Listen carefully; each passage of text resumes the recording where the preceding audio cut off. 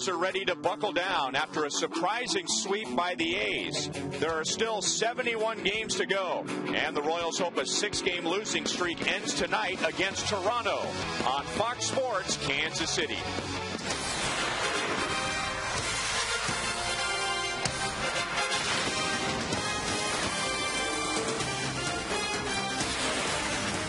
John Buck's first season away from Kansas City has been an all-star season. He's hit 13 home runs this year, and his team leads the major leagues with 140. Tonight, the Royals begin a 3-game series with the Toronto Blue Jays. Hi, everyone. Welcome back to the ballpark with Royals Hall of Famer Paul Splittorff. I'm Ryan Lefevre. And yesterday, the Oakland A's completed a 3-game sweep against the Royals. And then after the game, the Royals had 2 different meetings. One called for by the players, the other called for by manager Ned Yost, hoping that losing streak doesn't reach 7 tonight. Well, the bad thing about meetings is you had to talk about some losses. Good thing is you think you have something that you can talk about to possibly fix, and that's where the Royals are right now. They think they get this turned around. You know, sometimes a team goes into a losing streak and it really doesn't make any sense. Other times you look at numbers like this and it makes a lot of sense. Well, it's a remarkable turnaround. I mean, things going so well in that last road trip, the club playing their best baseball of the year, all of a sudden it turns around. You look at the offense, I don't really think that's all much of the culprit, although it has fallen off a bit. You look at what's happened on the middle of Diamond, all of a sudden the ERA about twice as high as it was, and opponents just lighten up the scoreboard. 345 team batting average and way too many walks. Royals starting rotation has had a bad time over that last stretch. The Royals have given up 48 runs in their last 6 games, and it sounds boring, Split. It sounds cliche, but there's a lot of truth when a manager says, we'll be as good tonight as our starting pitcher is. And they're always right when they say it, Ryan, unless the offense really lights it up. The filling guys had really done well early on. All of a sudden now they've hit the skids a little bit, but the frontline guys, the guys who've been in the rotation all year, really need to turn it around, including Kyle Davis here tonight. He hasn't won in over a month, but he has kept his club in the ball game. It's really won 2 out of his last 3 times out. Problem is, it's been almost 2 weeks since he's been in the middle of Diamond. There are 3 former Royals with the Toronto Blue Jays. 2 went to the All-Star game. In addition to John Buck, Jose Bautista went to the All-Star game. He leads the league with 25 home runs. We'll talk about the Jays' power when we come back.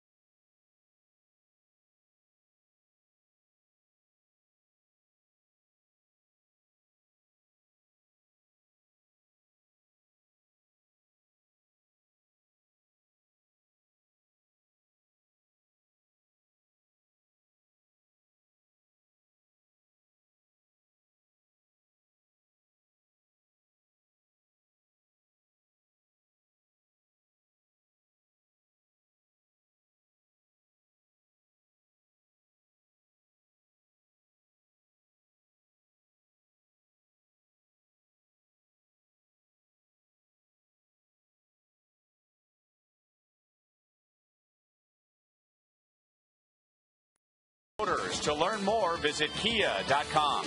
And by Kellogg's, the best to you each morning. Split, the Toronto Blue Jays don't do a whole lot on offense, but they do hit home runs. Yeah, they really do, and this is a power-hitting ball club. You need to keep the ball out of the middle of the plate. Good news is guys that hit home runs can usually be dealt with if you keep the ball in on the hands or away, or maybe get to the breaking ball if you can. But you look at the home runs they hit, most of them are about thigh-high to belt-high, middle part of the plate. If you can stay out of that zone, you can usually keep them in the yard. Here's your lineup tonight, presented by M&I Bank. They had just acquired Fred Lewis when the Royals were in Toronto in April. He's had a good year. Junel Escobar was acquired in a trade with the Atlanta Braves. He had a grand slam yesterday. Big years from Jose Bautista and Vernon Wells, but Adam Lind and Aaron Hill have really struggled. Here's the Kia report on Royals pitcher Kyle Davies from his former catcher.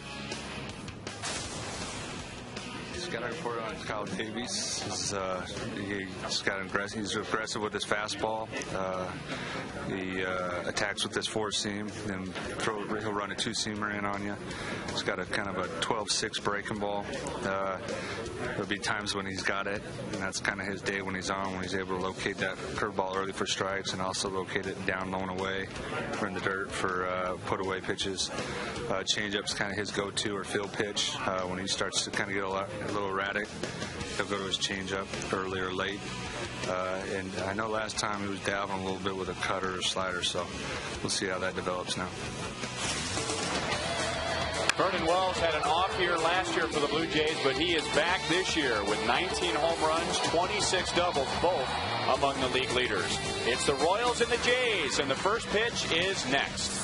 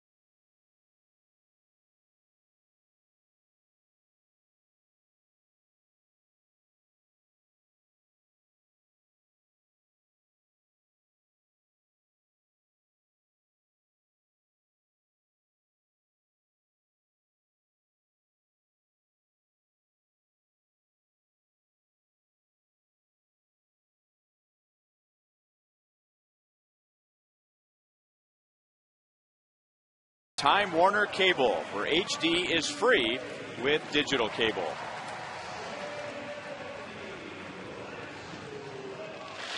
And it's another hot day in Kansas City, up into the mid-90s again. Of course, the big difference tonight compared to yesterday afternoon and Sunday night with the 7:10 start, the sun will go away quicker, but the humidity hangs over the ballpark. David DeJesus in center field. Willie Bloomquist in right will be dealing with the sun for the first inning or so. In fact, Willie is going to deal with it on the very first pitch as Fred Lewis lines to right field. So the Blue Jays with their biggest stolen base threat at first. One pitch into the game. It's not going to take us long to figure out they were a first ball, fastball hitting team, a bunch of free swingers. They came to the ballpark tonight to swing the bat and see how they do.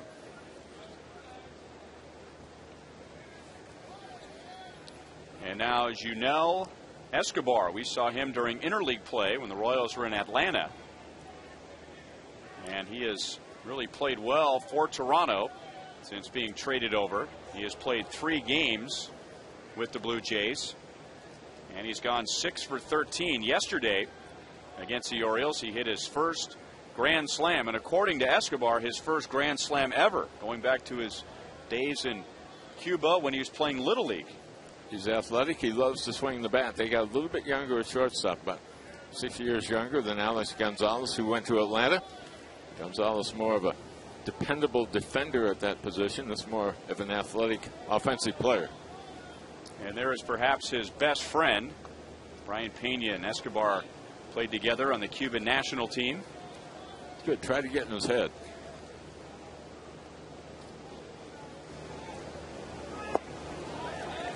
One ball, one strike. Kyle Davies has not pitched since July the 7th. So he's had 11 days rest in between tonight and a no decision on a Wednesday night at Seattle. The Royals won that game 7-3. It was the final game of the Seattle series. A day off on Thursday. Did not pitch against the White Sox. 4-day All-Star break. Now the 4th game of the second half. Great bunt. There is nobody on the right side. The cover man with Lewis running was Mike Aviles. And now Lewis is a little mad at himself that he didn't pick that up. He feels like he could have gone first to third on a bunt. That is a heck of a play right there. Send the base runner. Hope you have coverage with the second baseman. Just bunt it hard. Get it by the pitcher. There's nothing the first baseman is going to be able to do with it. You've got the entire right side of the infield wide open for you if you work it right. Boy, did he handle the bat. So 2 on, nobody out.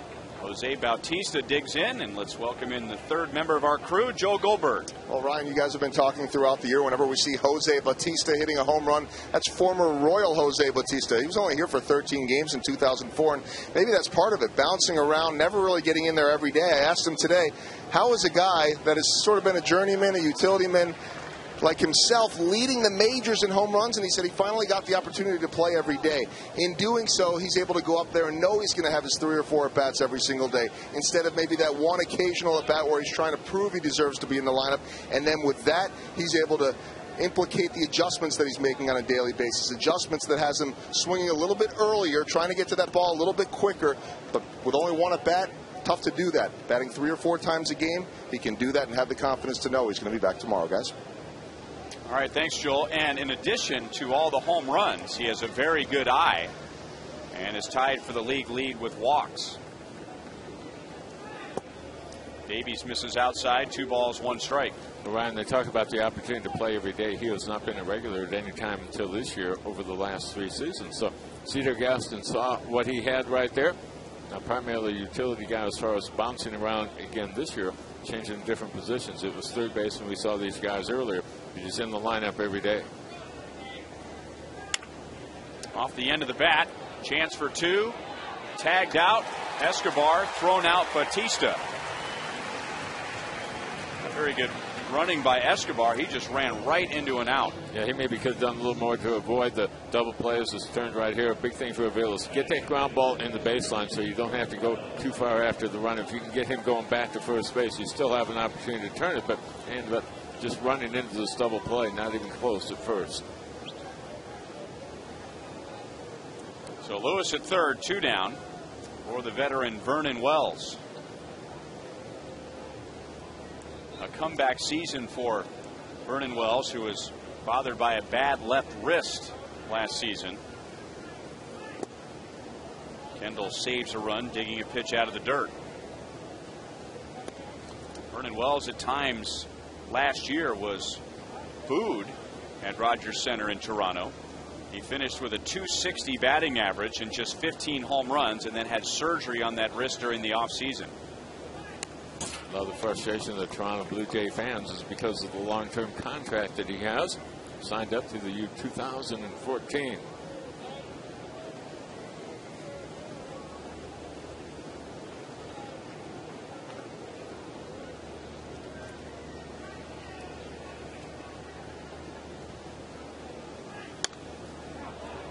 One ball, 2 strikes. 92 degrees. The heat index is 103. Game started on time. Time and temp brought to you by the parking spot. Easy to spot, easy to park. The parking spot at KCA.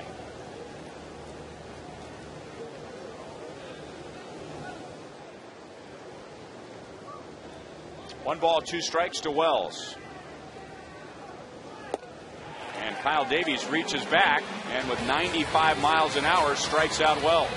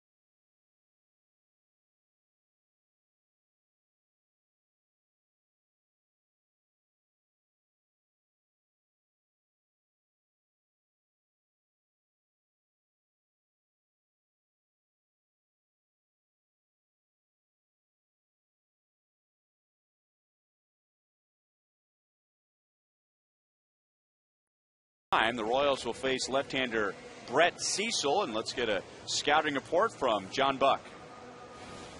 Crafty lefty, 2-seamer, 4-seamer cutter, has a real good changeup, throws it at any time in the count. When his curveball's on, he can use it early, and he'll like to wrap curveballs and sliders on righties, and throws a cutter to lefties, running away from them, and is able to throw a 2-seamer to balance that out. So he's real good at spreading the plate and going front to back with his changeup. So thanks to John Buck for the Kia report. Here's the Royals batting order presented by M&I Bank, and we saw the numbers.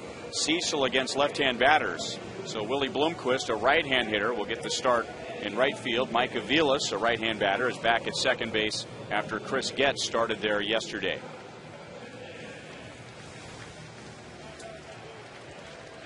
Scott Pasednik digs in with a 5-game hitting streak, and during the A's series he was on base 6 times, 4 hits, couple of walks, but the Royals were only able to get him home 3 times.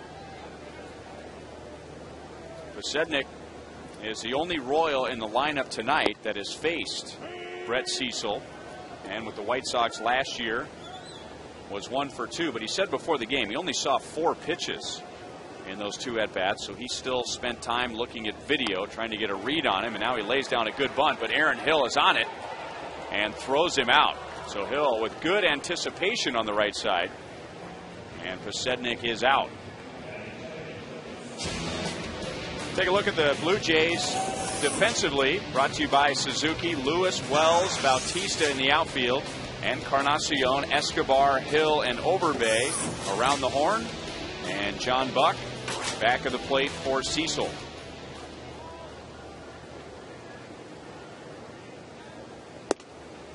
And a strike to Jason Kendall, and split. The Blue Jays, yeah, they're happy with John Buck going to the All-Star game and hitting 13 home runs, but they're talking as much, if not more, about how he's improved behind the plate.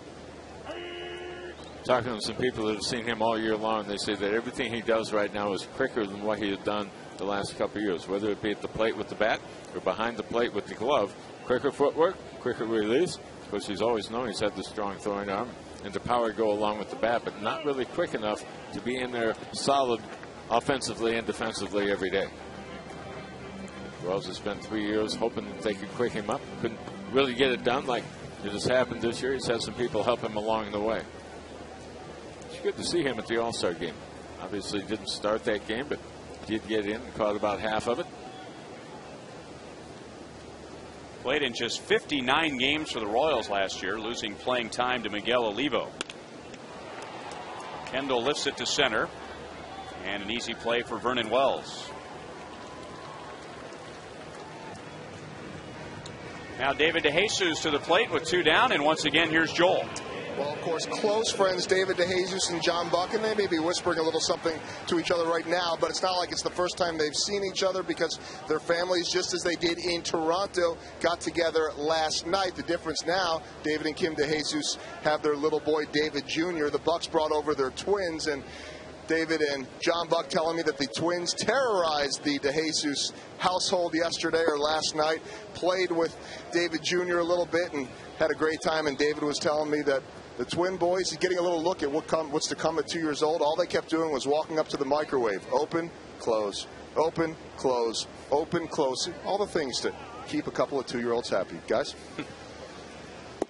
Thanks, Joel. 1 ball, 1 strike on DeJesus. So after all those years of playing together and John Buck pulling for David DeJesus every time he went to the plate, now John Buck has to find ways to get him out. Well, it's a different feeling right now when you're that close to somebody for the number of years they were teammates, and all of a sudden you're on the opposite side, but you still have those personal feelings.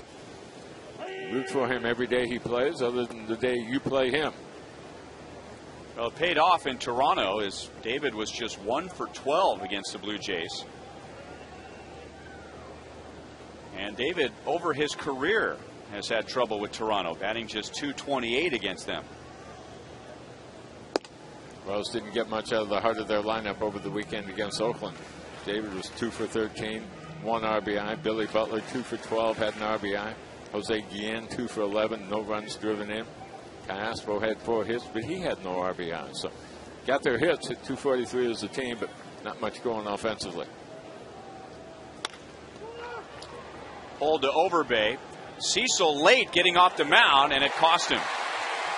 And you could hear, if you were listening closely, to John Buck yelling, "Get over." And we remember that when Buck was with the Royals, but by the time Brett Cecil heard that, it was too late. Well, that was John Buck that you were talking about, and I think Cecil saw that ball coming off the bat, thought that Aaron Hill, the second baseman, would be able to get it, which he could have. It was not all that sharply hit. We got a late break, and DeJesus always runs the bases hard. Big effort there with the headlong dive. Because you always have that question, does that really help you or not? Certainly right there it did.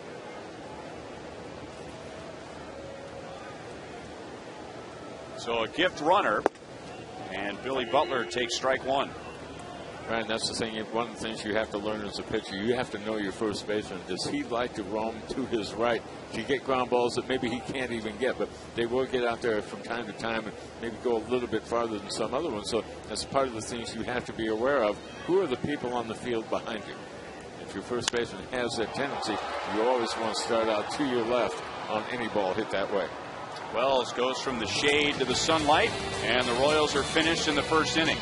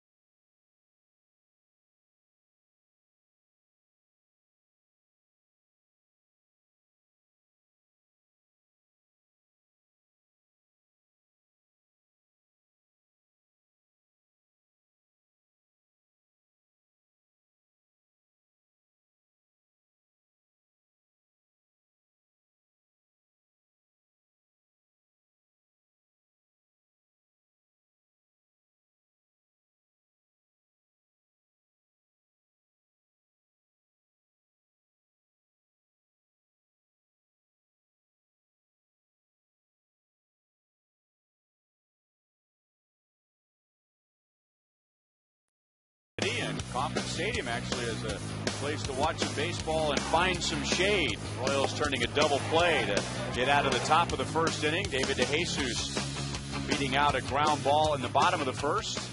And that's it so far. 2 hits for Toronto. They open the game with back-to-back hits. But Kyle Davies, thanks to the double play and his strikeout of Vernon Wells, did not allow a run. And now he gets Adam Lind, Aaron Hill, and Lyle Overbay.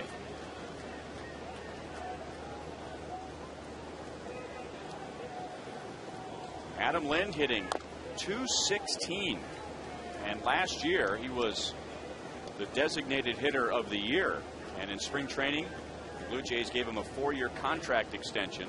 And look at where he was last year at this time. Batting average over 300, 20 home runs, and over 60 RBIs. And he's hot right now to get his batting average up to .216. He's on an 11-game hitting streak. Not all that hot, has just a couple multiple hit games during that time, but at least he is seeing above 200 now.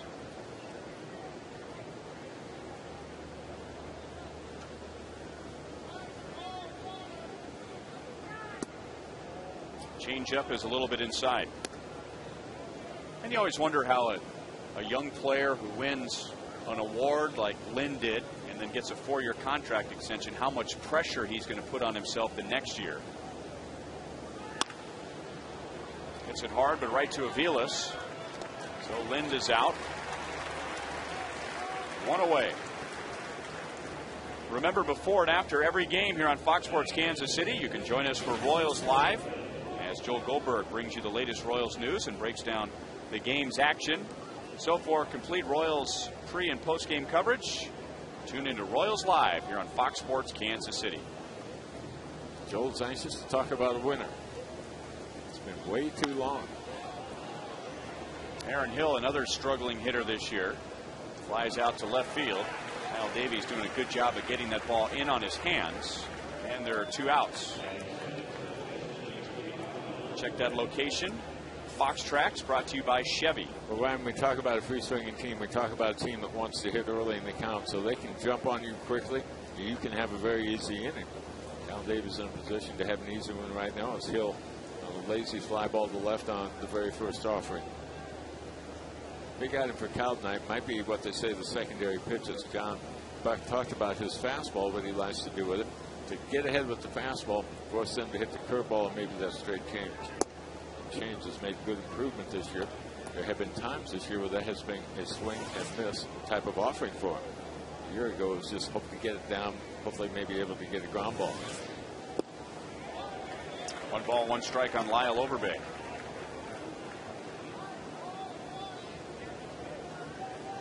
That last pitch inside was a cut fastball. He's a guy you'd like to crowd him early because he gets in a little bit of trouble if he starts to think about pulling the ball all the time. He had a home run against the Royals earlier this year, straight up center field. When he works the middle of the field, left center, right center, as a pretty solid hitter, but he's thinking about pulling a little bit. Now you can go to work on him. So you want to go inside early, get him thinking you're going to try to get him out in there, see if you can get him to roll over the top of some pitches.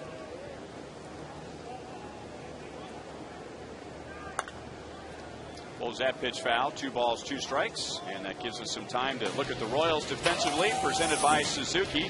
Willie Bloomquist will get the start in right field. Iaspo, Betancourt, Aviles, and Butler around the horn.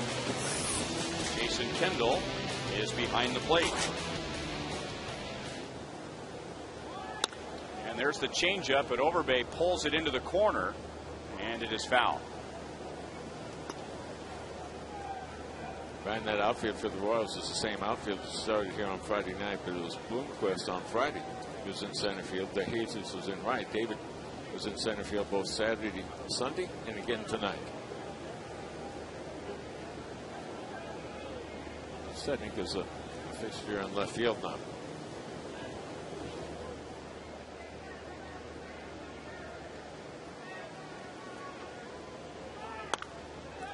Back with the cutter, and that is shot into the dugout suite off of first base. Fastball's in, breaking stuff down, change up down. So probably have him thinking about pulling the ball now.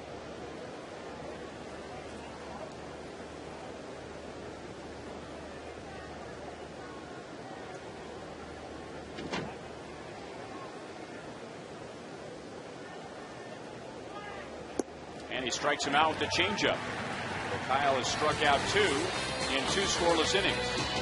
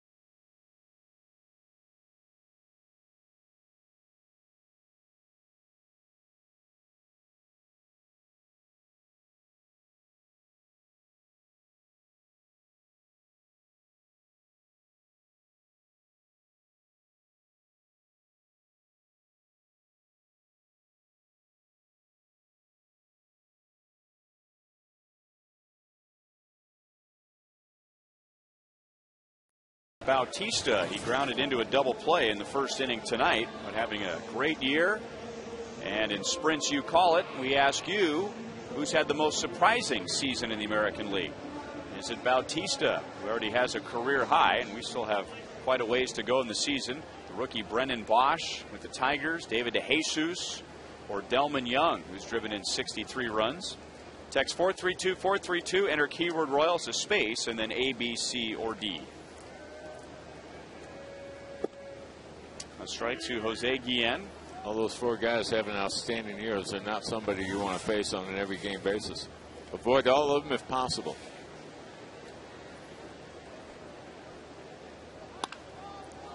So and Delman Young had the game winner yesterday for Minnesota.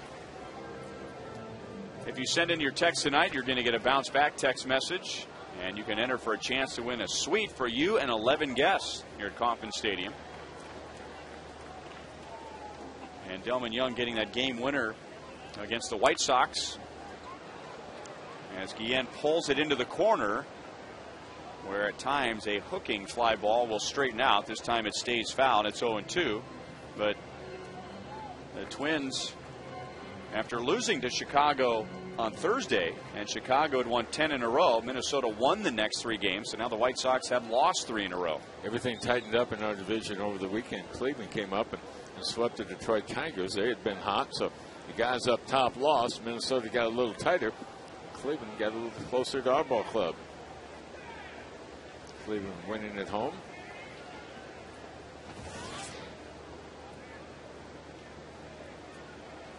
Split told you, Jose, just 2 out of 11 in the Oakland series. Off the fist and fouled away. This is the second and final series between the Royals and the Blue Jays. Back in the middle of April, the Royals were in Toronto. They lost 2 out of 3. But Jose Guillen had a good series with 5 hits, a home run, and 3 driven in.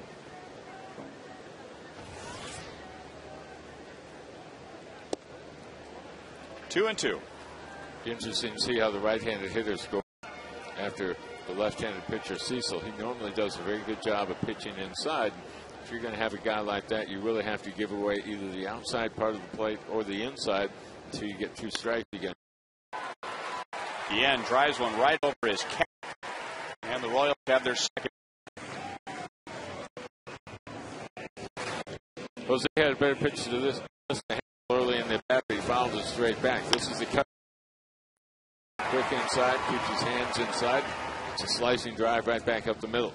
That's the area he likes to work against the right-handed hitters. So as a right-handed guy, you either need to sit on that, look for it, and hope you can turn on it, or you have to give it away and try to get something on the outer half of the plate. It's really tough to handle it, both inside and out.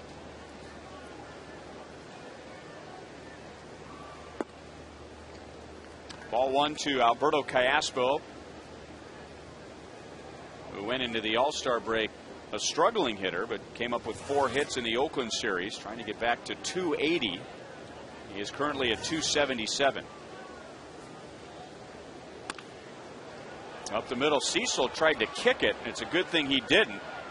And the Blue Jays turn a double play, and Escobar leaping and throwing to complete the double play, although I'm not sure he had to do that.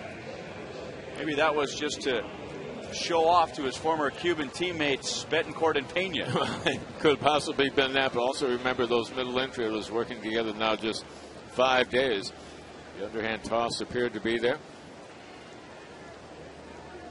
His reputation is that he is erratic defensively, but very athletic, strong throwing arm, and certainly very capable of being a solid frontline guy at that position. Mike Aviles got the day off yesterday. Chris Getz was at second base, and Aviles just 1 for his last 16.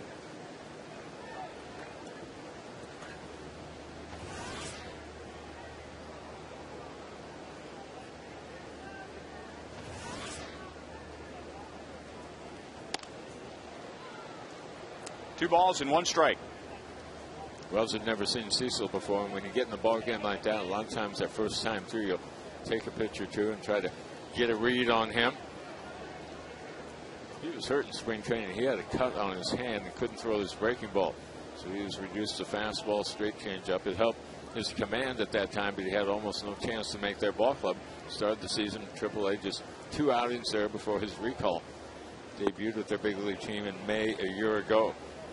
So they knew they were counting on him this year, but they didn't need that number 5 starter early on in the campaign. Tough to make the club as a young guy when you can't throw a breaking ball. He's had 10 days rest since beating the Minnesota Twins in his last start. Loop behind second, and a tough play for Aaron Hill. Just placed perfectly by Aviles.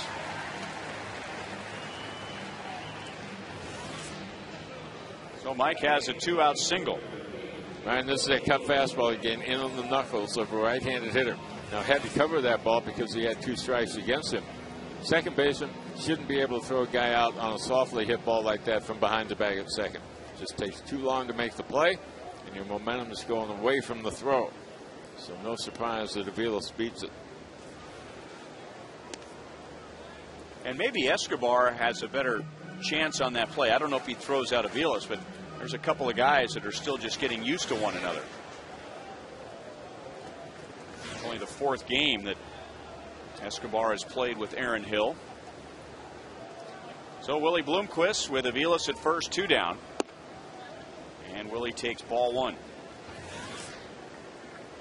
Bloomquist 1 for 4 in the Oakland series with a run scored, batting right at .230. Joe's trying to get another right-handed bat in there. Cecil handles the lefties at about a 150 clip, so tough on lefties. So Mitch Meyer not in there tonight. Bloomquist is in right. 2-0.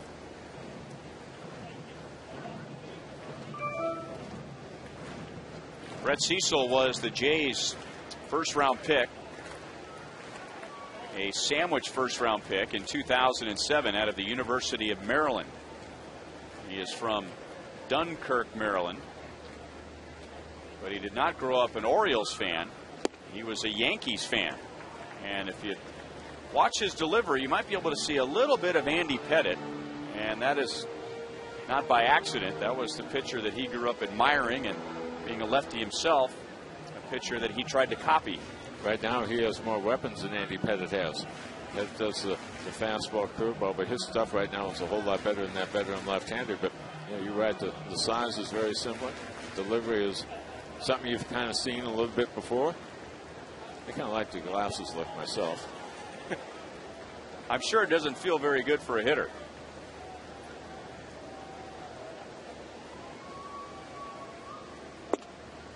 3 balls and 1 strike. And like a lot of young pitchers, Brett Cecil has had his moments. He's been hot and cold this year, going 8-5. Got off to a mediocre start, 5.46 ERA in his first 5. Then he got hot, 5-0 over 5 starts. Struggled against the National League, 9.19 ERA. And now in his last 3 starts, an ERA under 1.5. The whole ball club struggled against the National League and interleague play. They went just 7-11. It was in the month of June, which was their worst month of the year. And they went 9-17 in the month of June. They went from 3.5 games back to 8 games back in the standings, and well down near the bottom.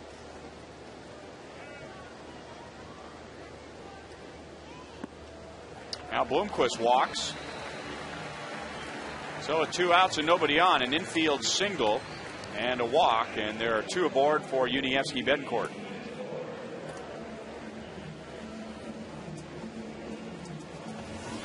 Uni with 3 hits against Oakland, and on Saturday hit his 2nd grand slam of the year.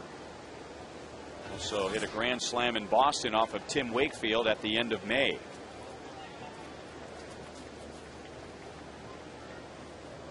.32 times this year, with 2 outs and nobody on base, the Royals have scored a run. Over the outside corner for strike 1.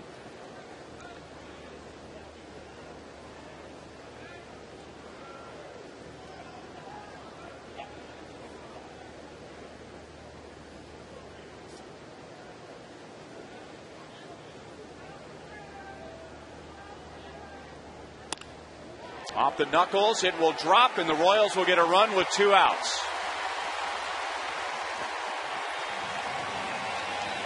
So 3 straight base runners after 2 outs and nobody on base, and the Royals have a 1-0 lead.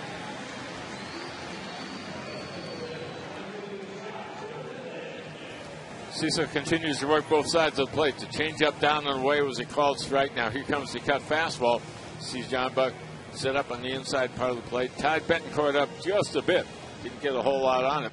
But able to get it over the infield, drop it in front of the outfield. Pulled it in from second base. Here comes Aviles. So the Royals won't be playing from behind all night here tonight like they were mostly over the weekend against Oakland. So 2nd time through now, and Scott Posednik.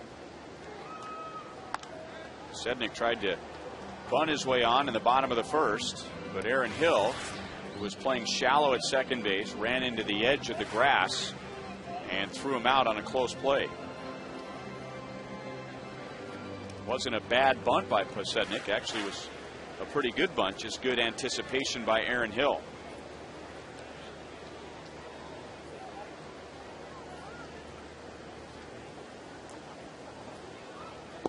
Ryan, that first time around, Hill was playing in real tight at second base, kind of looking for the bunt. Now with a man on base, he doesn't want that ground ball getting through, so he can't play where he was in the 1st inning. Forced to play back at the cut of the grass. Now we know Posednik will try that little slash with 2 strikes. Try and hit it out to the shortstop. Fastball is high. 1 ball, 2 strikes.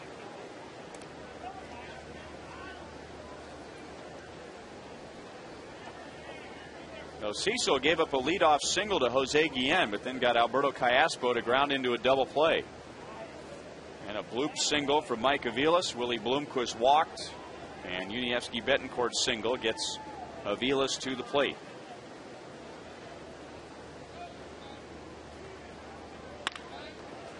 Up the middle, Hill backhands, and the force at second base ends the inning. Royals take a 1-0 lead.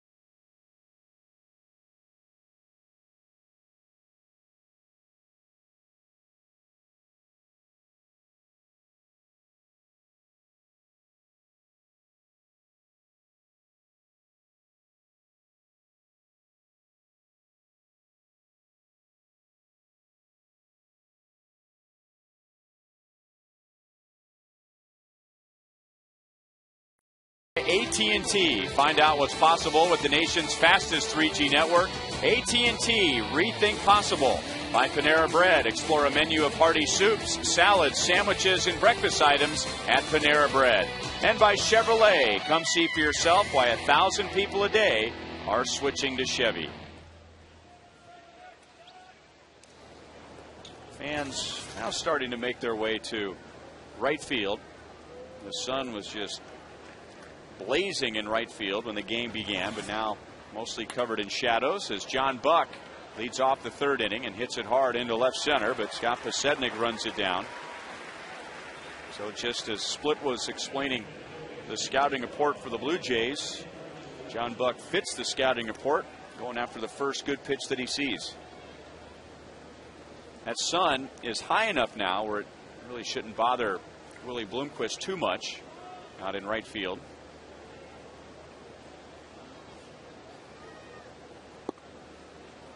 And now a strike to Edwin Encarnacion.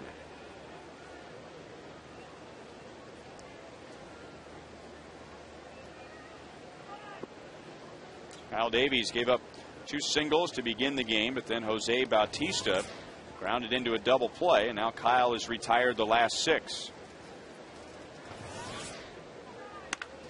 And that's hit hard into the corner, and that is off the railing, and it stays in and rolls a long way away from Scott Pasednik, but because of his speed, he's able to run it down and hold Encarnacion to a double.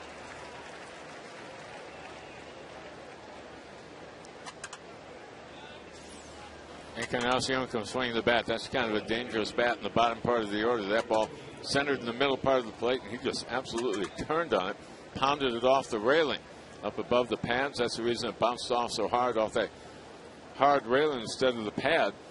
Fortunately, that ball is in left field, so it makes it tough to go all the way to third base. If that was down in the right field corner, he'd be standing on third right now. Curveball a little bit high to Fred Lewis. He swung at Kyle Davies' first pitch tonight and singled to right field. Started the year on the disabled list with the Giants and then traded to Toronto in the middle of April. He was a big disappointment for San Francisco last year, and again this year, a speed guy, but not very strong defensively. He is strong at the plate. They love what he has given them as far as doubles and triples, and surprisingly good defense so far this year. So Toronto pretty happy with that deal. Not a very good swing, and pops it out into shallow left, and Betancourt runs it down. So 2 down. Game 2 tomorrow, and the first 20,000 fans will receive a Hot Dog Derby t-shirt presented by Farmland Foods. That's Anthony LaRue against Jesse Litch, who pitches so well against the Royals. If you'd like to get your tickets, go to Royals.com/T-shirt Tuesdays, or you can call 1-800-6-ROYALS. And then the final game will be on Wednesday afternoon. The Royals will then head to New York for 4 days. Encarnacion at second base, and with 2 outs, Yunel Escobar, who bunted for a single his first time up, and he is fooled badly by that pitch. 0-1.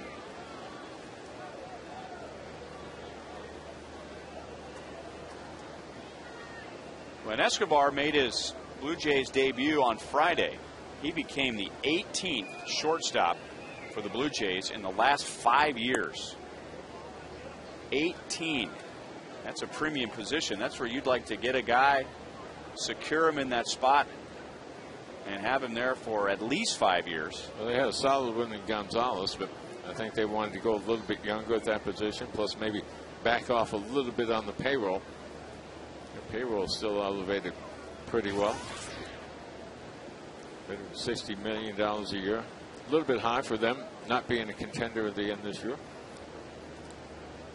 Of course, they unloaded Roy Halladay a year ago, and that changed the look of their pitching staff and freed up some money along the way.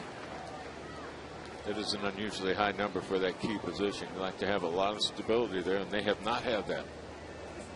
They've had some pretty good players lately, just haven't been able to hang on to them. Gonzalez this year, Marco Scutaro a couple of years before that. Scutaro is a guy they really miss. He had an outstanding year a year ago as their leadoff hitter. It kind of hurts what some of the things they wanted to do as far as running and on base percentage. Their on base percentage is really not very good at all. 13th in the American League.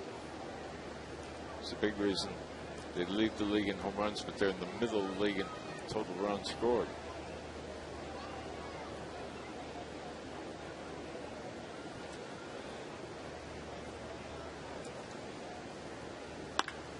And that's belted to left field. Posednik is back to the track, and Escobar hits a 2-run home run.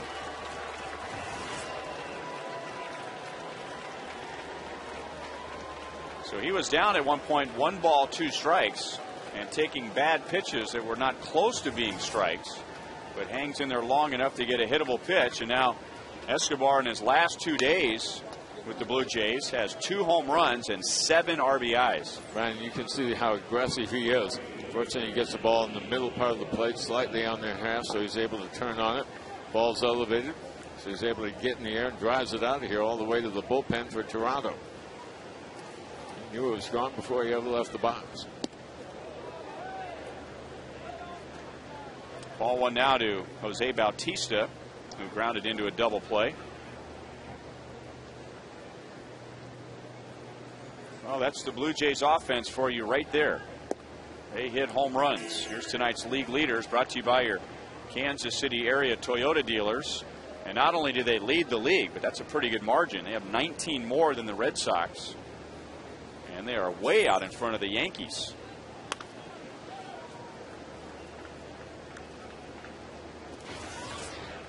Now 1 ball, 2 strikes on Bautista. But that's, as we mentioned at the top of the show, that's about all they do. I mean, it's not a balanced offense. They don't hit for average.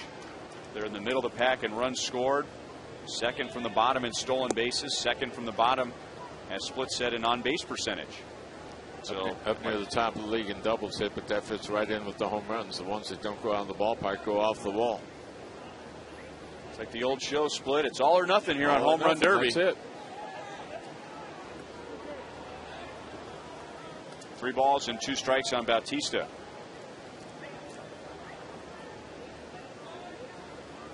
Now trying to get him to chase the ball out of the zone. Tried to sell it by walking off the mound. Didn't quite get the call he was hoping for. Bautista gets underneath it. The ball will carry with the heat, but it won't carry enough as DeJesus in the middle of the warning track puts an end to the inning. Blue Jays take the lead 2-1.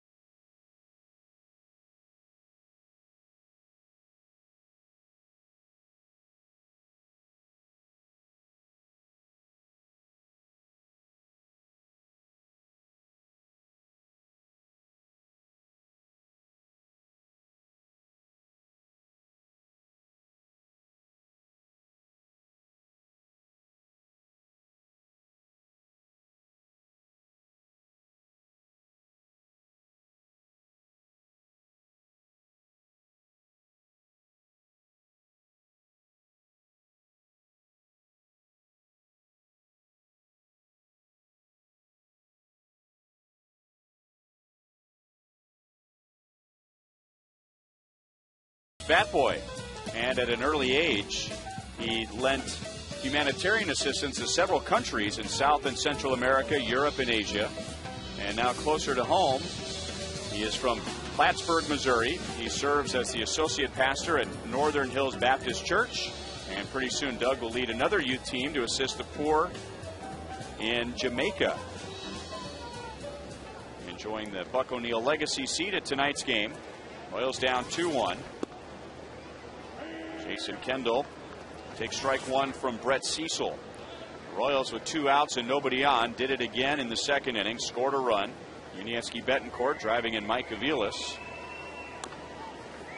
But in the top of the third inning, the other Cuban shortstop tonight, Yunel Escobar, hit a 2-run home run to left field. Kendall, DeJesus, and Butler against left-hander Brett Cecil. Cecil got Jason on a fly out to center field in the first inning. Jason just makes contact to stay alive.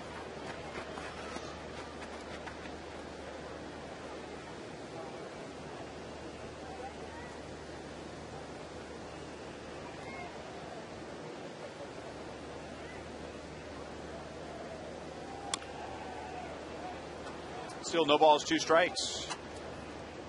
Now you can watch player locker room interviews anytime you want. Go to foxsportskansascity.com and click on the video link for 24-hour access to Royals info and video.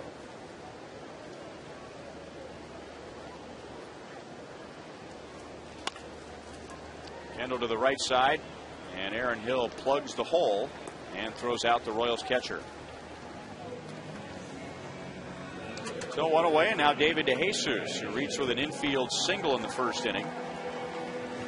He is one of the subjects of tonight's You Call It, presented by Sprint.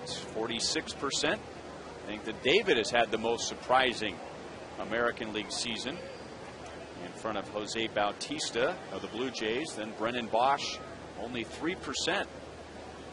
Going with Delman Young. So keep voting at 432-432. Keyword Royals. You know, as Joel was talking about DeJesus and John Buck and their friendship, and now on opposite sides, who is, if you can remember, who is your closest friend that you eventually had to pitch to in a big league game? You know, there weren't many trades at that time with me staying in one organization. We didn't do all that much. I think the guy that hurt me the most is in the ballpark tonight. Buck Martinez, now the play-by-play guy for Toronto. In fact, we were talking about it before the game. He knew so much about how I thought, my thought process, and establishing game plan. He was awesome behind the plate. And so when he got traded over to Toronto, he knew how I thought, and I had a hard time getting him out. I thought he always did a really good job of anticipating where I would go. John Mayberry was another one. You know, even though it was left against left, and he was pretty much a dead pull hitter, had that power zone. I just didn't like a guy going to another team that knew me very well, and John certainly did. DeJesus out on a fly ball to center field, and 2 down. I've said this so many times. I think it's so funny that, you know, if I brought Buck into the booth right now and said, did you feel like you had an advantage against Split when you went to another team? He'd say, no. Knowing him as a catcher is completely different than standing at the plate. But the pitcher, in every case, says, oh, absolutely. He knows what my tendencies are. I think he'd tell you the truth. I think he had a pretty good read before he ever went over there. Yeah. He left off comfortable to me. And he has followed your footsteps, not only becoming a broadcaster, but now a play-by-play announcer for the Toronto Blue Jays. He got all that gray hair when he was a manager. A lot of reasons you don't want to do that.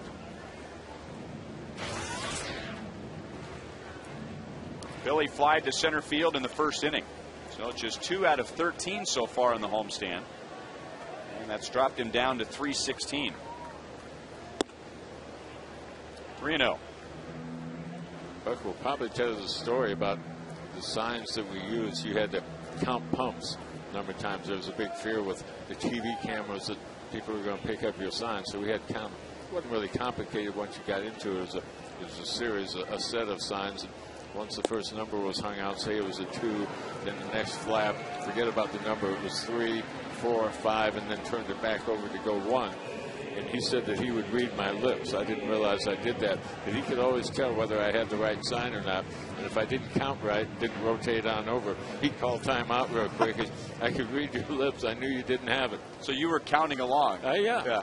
But because you'd see the first sign, if the first sign was a 3, you didn't care about whether it was a 1 or 2 after that. The next flap was 4, 5, and then back over to 1 to go through. And that way, people are always looking at the number you put down, weren't really counting the flap, and you ended up counting along with it. But apparently, I got in the habit of doing it with my lips, and so he could read my lips and find out whether I had the pitch or not. So what was the flap? Just the back of the hand with all the fingers together? Well, no, he would put down and say he went 3, 2, 1. Well, it wasn't a 1. It was 3, 4, 5. Oh, okay.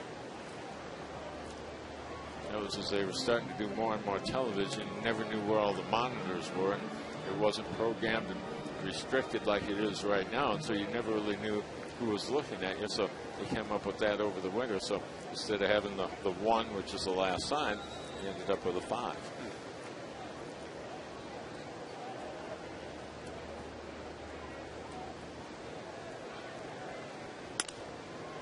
Busted bat. Aaron Hill sprints out into right, but Bautista is there. And that's it for the Royals in the 3rd inning. At the end of 3, the Blue Jays lead 2-1. Wish I had one more pitch.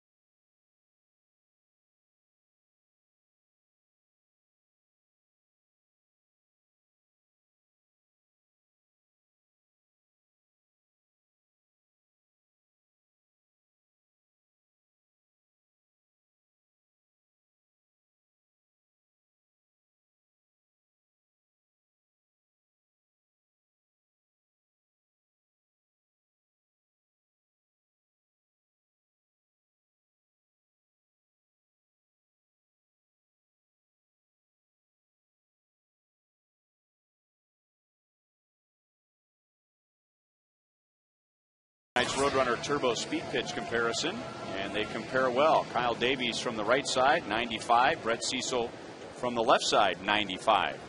You can double your speed with Roadrunner Turbo from Time Warner Cable.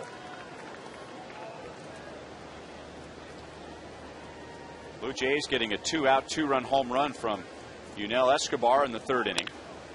And now a base hit into left from Vernon Wells. Wells struck out his first time up. And the Blue Jays have 5 hits against Davies in 3+ innings. Vernon Wells, a big rip on the first offering to him. This one's up a little bit better, and he pumps it in the hole between short and third. Solid base hit to left field. Both of them fastballs. Got the first one by him, couldn't get the next one in.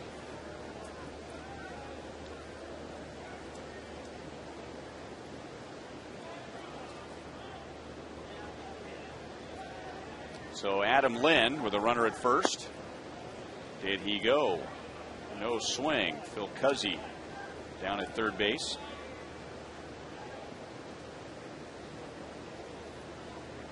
Talking to Bob McClure and asking him, how has Kyle Davies improved from this point last year? And he talked about his effort on the mound. There's another base hit, this one into right field. And the Blue Jays will have 2 on with nobody out.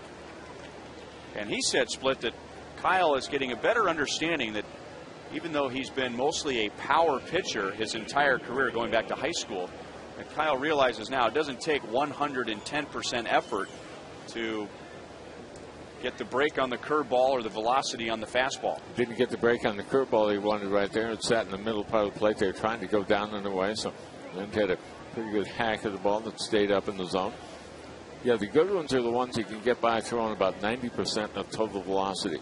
What you do is you back off on the effort, but you pick up on command, ability to change speeds a little bit. Billy Butler, for a while, didn't know where to go. And he'll take the out at first base. So not exactly what the Blue Jays wanted, but if there was going to be one out, that's the one they want. It puts two runners in scoring position. Look how far Billy is off the bag at first base. So he's kind of in no man land right here. Ball not all that sharply hit. A little undecided there as far as second base. He didn't have a good throwing angle. He was pretty much in the base path. But if you got some indecision right there, you know he had the easy out at first.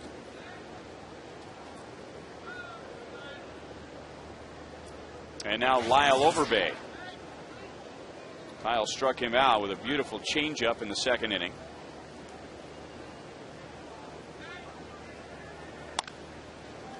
Jammed him and into center field. Should be deep enough to get Wells to the plate. And DeJesus will play it to third. And Adam Lind is out. And the run did not score. So Adam Lind just cost the Blue Jays a run. Made the final out at third base. And Vernon Wells had not crossed home plate. So a good job by the Royals and a good job by the umpiring crew.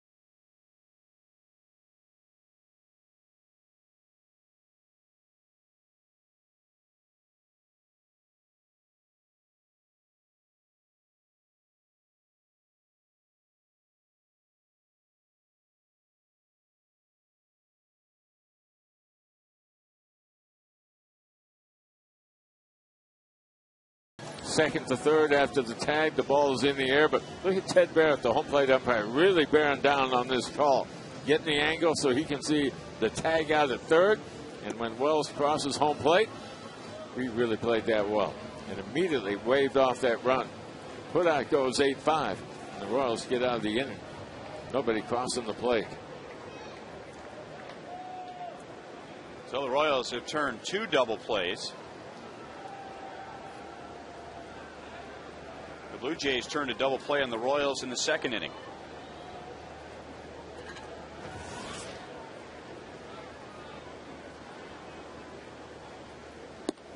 Ball one to Alberto Callaspo. Well, it looked like Vernon Wells was coming hard down the line. His momentum took him all the way to the screen. So the mistake appeared to be Adam Lind, who isn't known for his speed, making the third out at third base. Bautista has it go off of his glove. Now Alberto Callaspo is going to dig for three, and he's in there with nobody out.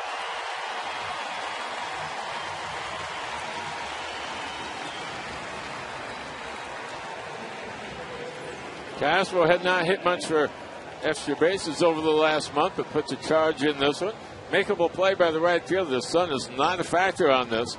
Batista just came up a little short. It went off the end of his glove and rolled all the way to the wall. And it's an error on Bautista. First ruled a triple, but the official scorer getting a second look. And calls it an error. So the tying run at third with nobody out. Mike Aviles committed on the swing.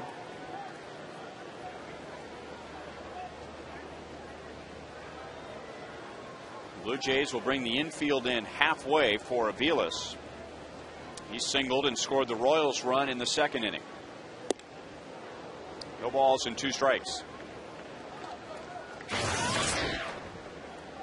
Aviles chasing the high fastball out of the zone right there, but that's something in the area that he would love to have to handle. The infield pulled in right now. The Royals will be laying back, force that ball to get through the infield. You'd love to have something in the air right here.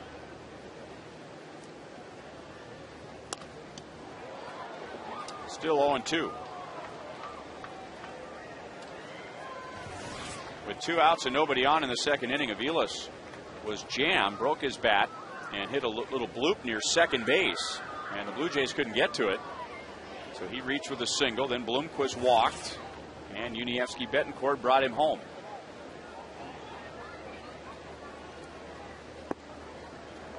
One ball, 2 strikes. And with that base hit, Aviles still just 2 for his last 17. Brett Cecil has not struck out anyone yet, and that's what he's hoping for right here. And he got Aviles to chase one that was shoulder high.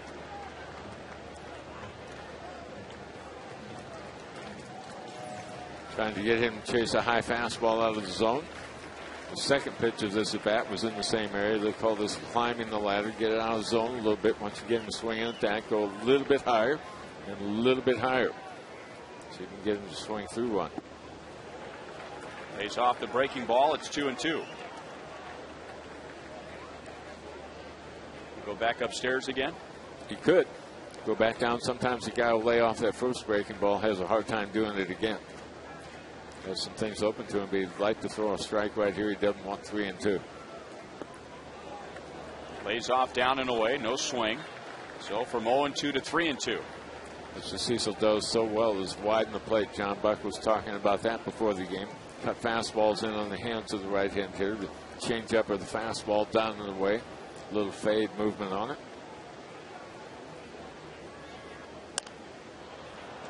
Popped up. Over bay into foul ground. Aviles is out. And it didn't look like he swung at a strike. Might have been a little bit closer than some of the other pitches he had to handle in this at bat. Just out of the zone, but what makes that tough right there after the off-speed pitch down the way, that fastball at 93 will probably seem about 95 or 96. And tough to stay on top of it.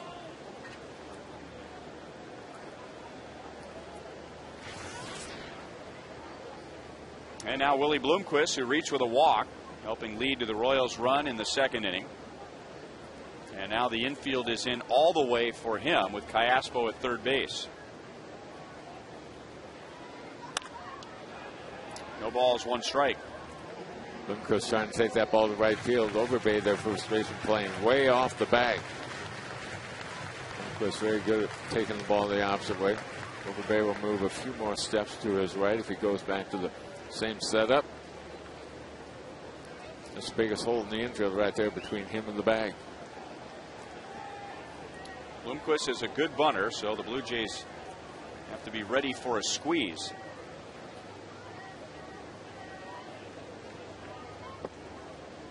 One ball, 1 strike.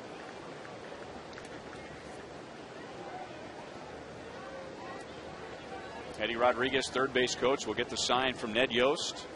He will give the sign by way of signs to Bloomquist, and then third base coach will walk over and give the play to the runner at third base verbally. I always thought that put a little extra pressure on everybody in the infield, the pitcher and the catcher, if you took a little bit longer with those signs. Hitter make a conscious effort to get out of the box and look down there. Third base coach go through a long set of signs and then go over to talk to the base runner. Everybody on the field will see that, and that's a big alert that something might be on, even if it is not. Anything you can do to tighten up that defense will help.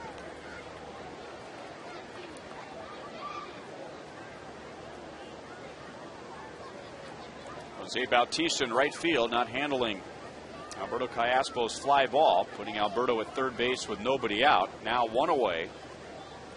And a 1-2 pitch to Bloomquist. 2 balls, 2 strikes.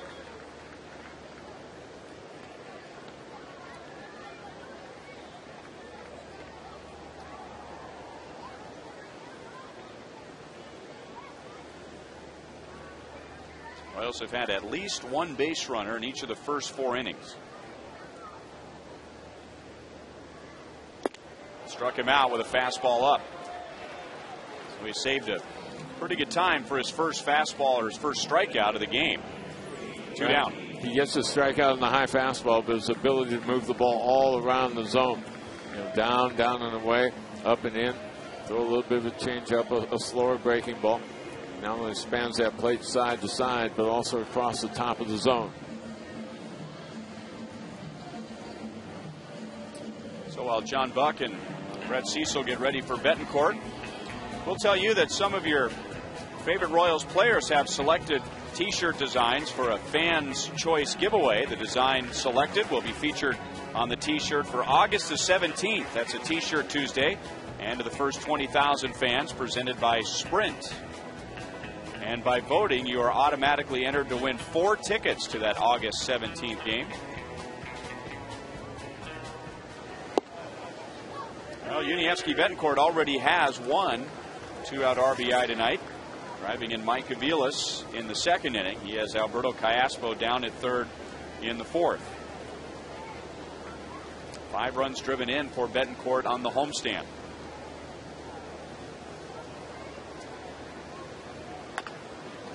Chop to the left side, and Encarnacion throws him out. The Royals had a runner at 3rd with nobody out and come up empty.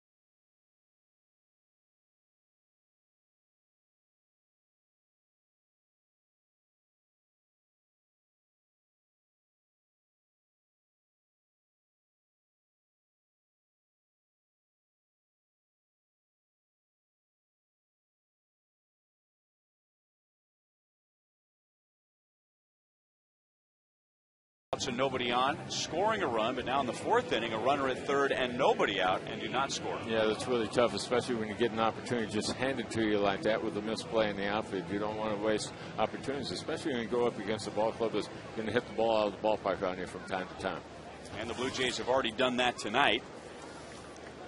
Yunel Escobar with a 2-run home run against Kyle Davies in the 3rd inning. It's John Buck, Edwin Encarnacion, and Fred Lewis in the top of the 5th inning. Buck line to left. That was leading off the 3rd inning. Then Encarnacion doubled. And with 2 outs, Escobar hit the home run.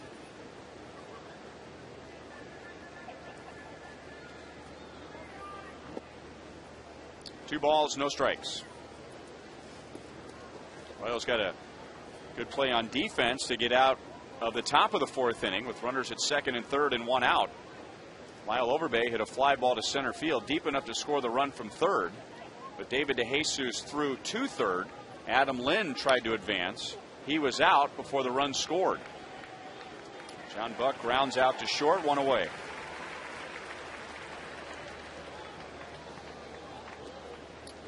Let's talk about what's coming up on Royals Live. Here's Joel Goldberg.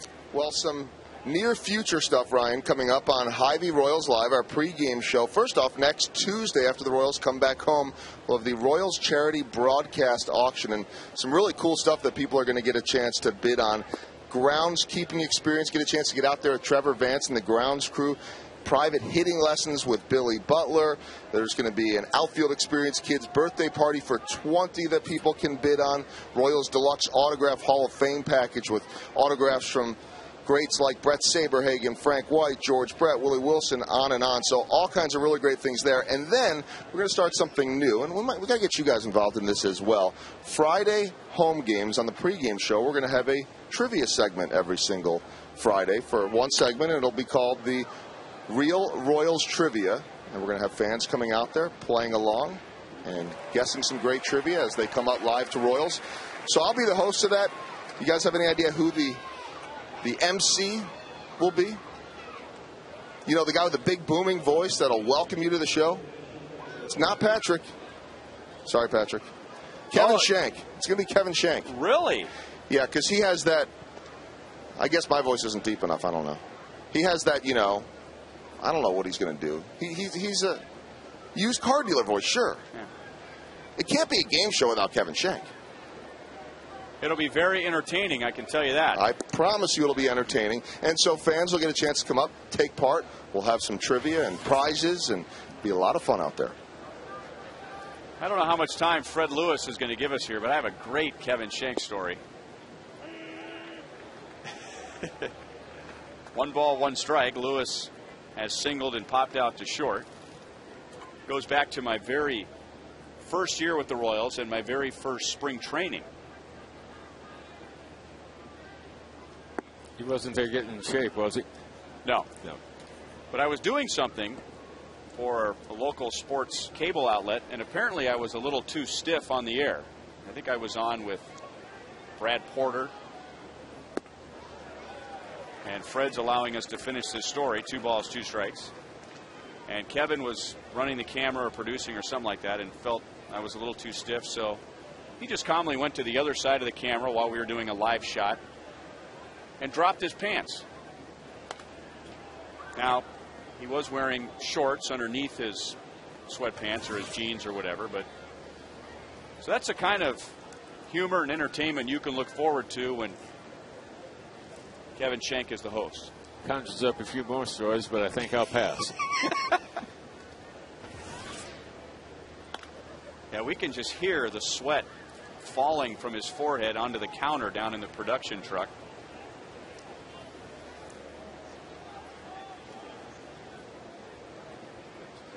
Two and 2 on Fred Lewis.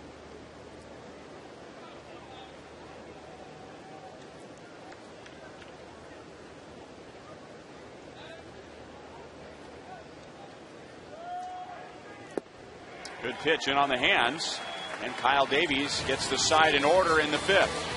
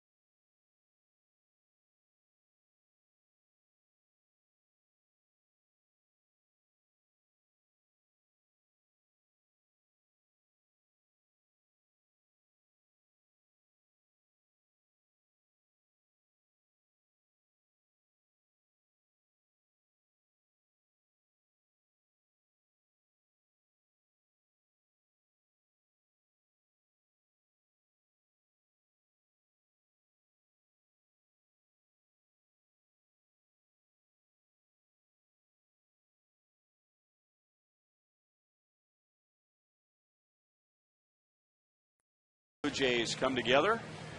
And that wind now blowing out towards left field. Tonight's trivia question brought to you by AT&T. Who are the 2 players to lead the American League in home runs with the Toronto Blue Jays?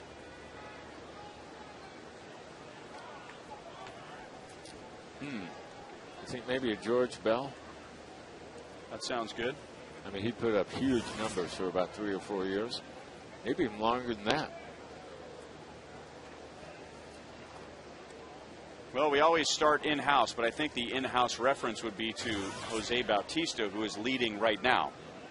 I think if there's anyone else.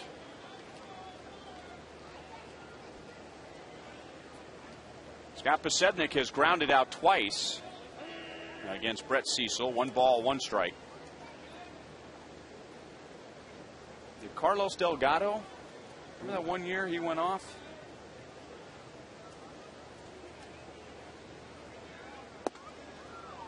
Two balls, 1 strike. Now, I remember when Josh Barfield went to the Indians, there was something about his dad leading the league 1 year. I don't remember if that was with the Blue Jays or if it was with the Yankees. Jesse Barfield hit hard, but right to Escobar at shortstop. So Posednik is a tough luck 0 for 3. They had a really good outfield with Barfield, Lloyd Mosby in center, George Bell in left. Every one of those guys tough out. And I remember about those guys, they had the same stance. They all would lean back on that leg.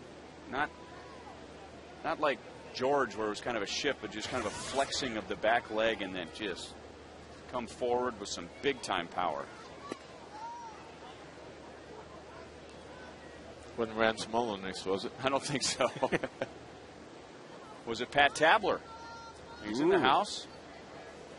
I think his claim to fame was hitting about 1,000 with the bases loaded. Kendall is flied to center and grounded out to second base. It was a long time. He was about a 500 hitter with the bases loaded. Played here probably 3 years, 90, 91, 92, somewhere in there. No, late 80s. 80, I'll say 88 to 91. Encarnacion throws out Kendall. 2 outs in the bottom of the 5th inning. Royals baseball is brought to you tonight by Mercedes-Benz. Experience truly great engineering today at your authorized Mercedes-Benz dealer.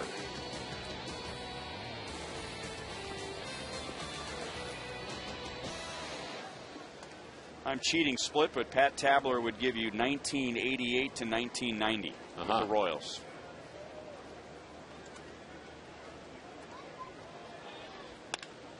DeJesus lines it to center, but that's where Vernon Wells hangs out. It's an 8-pitch inning for Brett Cecil in the bottom of the 5th.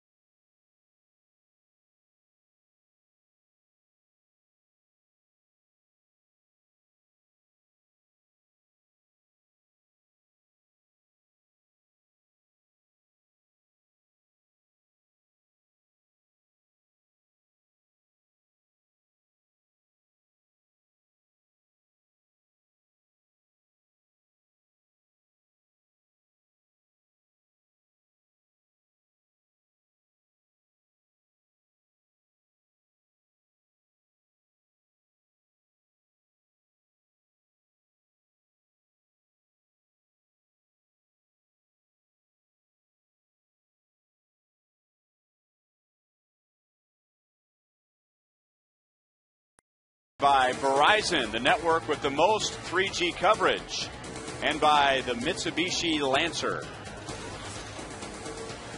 You talk about game faces. I mean, that's one of the best of all time right there. Seriously. I mean, it wasn't easy doing that.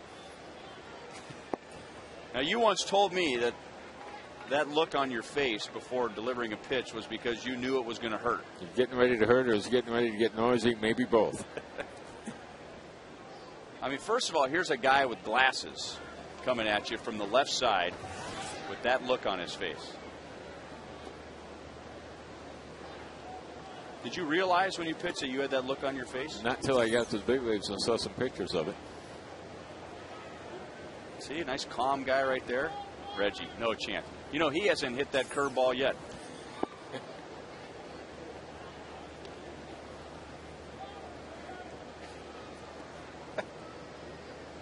Maybe what hurt was that you had a fire alarm stapled to your right knee. Getting ready to call the bullpen.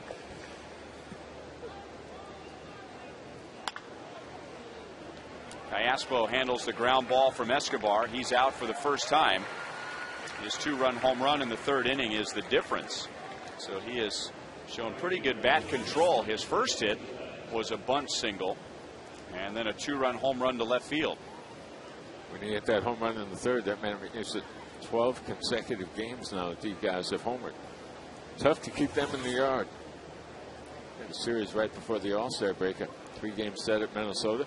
They hit 10 home runs in that one.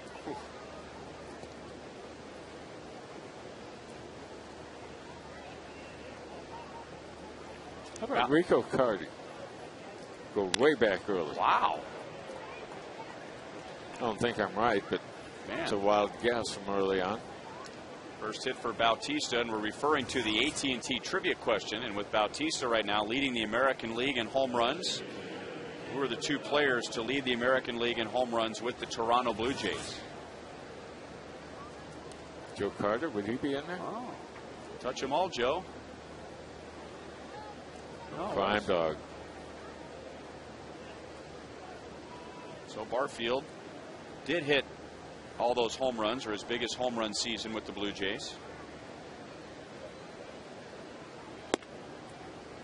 So 1 on, 1 out. Vernon Wells singled in the 4th inning. Kyle Davies struck him out in the 1st, throwing a fastball at 95 right by him.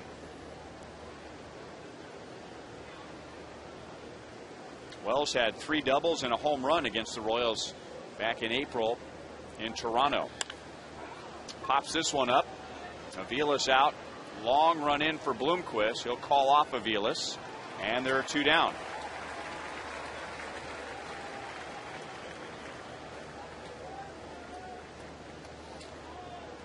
Well, fans, don't miss your chance to meet outfielder David DeJesus. David will meet with fans and sign autographs at the Majestic Team store here at Kauffman Stadium on Saturday, July 31st from noon until 1. And then you can make it a Royals doubleheader by catching the game with the Orioles at 6:10. If you'd like information on upcoming Royals events, go to Royals.com.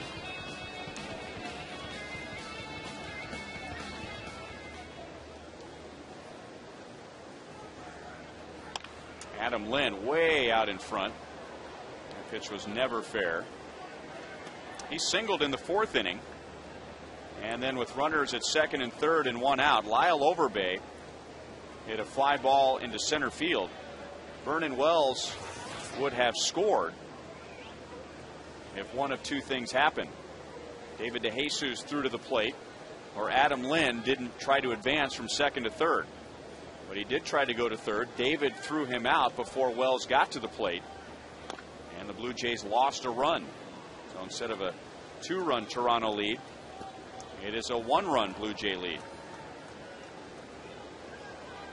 And these guys very good at getting the ball in the air.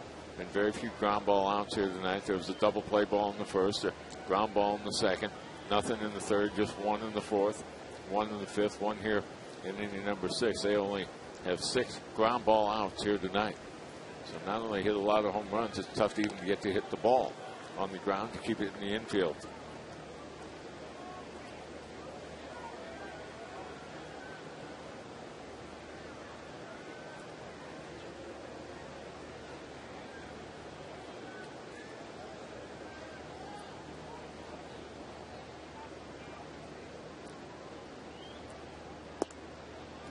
1 ball, 2 strikes.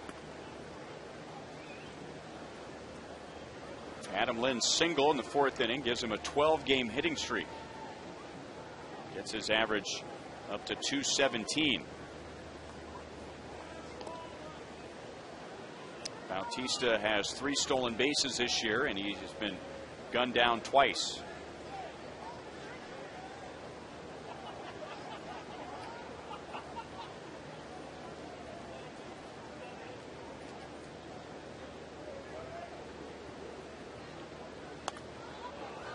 Still 1-2. Tonight's copyrighted telecast is presented by the authority of the Kansas City Royals. They may not be reproduced or retransmitted in any form, and the accounts and descriptions of this game may not be disseminated without the express written consent of the Kansas City Royals Baseball Corporation.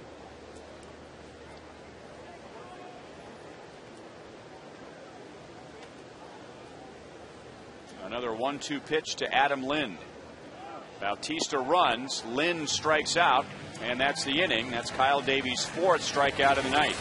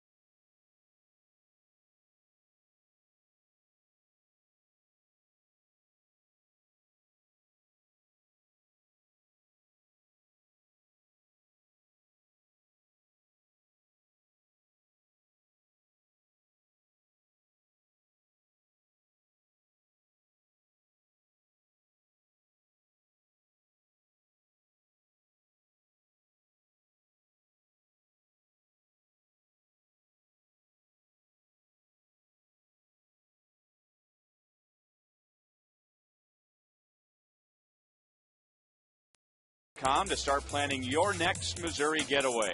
Here's the Nelson Atkins Museum of Art here in Kansas City. 4 giant shuttlecocks on the lawn are here to welcome visitors. It's considered one of the top art museums in the country, featuring one of America's finest collections of Asian art, as well as extension collections of American, American Indian, Egyptian, and European art.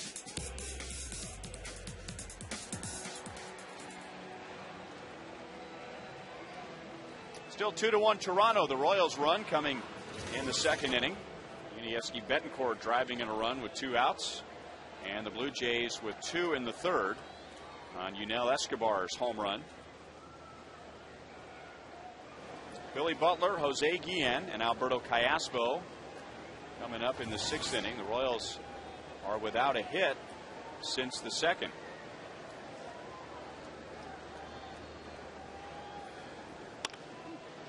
To the right side, and Aaron Hill is there, so Brett Cecil gets the first out using only 1 pitch, and Billy Butler is 0 for 2 with a walk. The Royals doing pretty well against him in the first couple innings. Had a 28 pitch first inning. The Royals had 3 men on base in the 2nd inning, but now 80 pitches, and we're in the bottom of the 6th inning because he has been so good over the last 3 innings with the Royals not getting any base hits.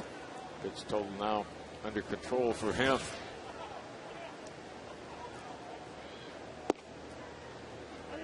And a strike on Jose Guillen with a single and a fly out to right field.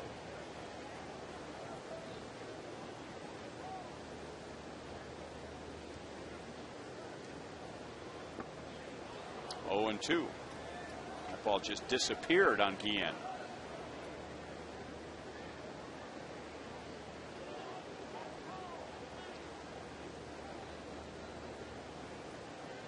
Cecil, one of 5 rookies who made their debuts as a pitcher for their ball club a year ago. A young staff in Toronto. Broken bat and a base hit for Guillen into left center field.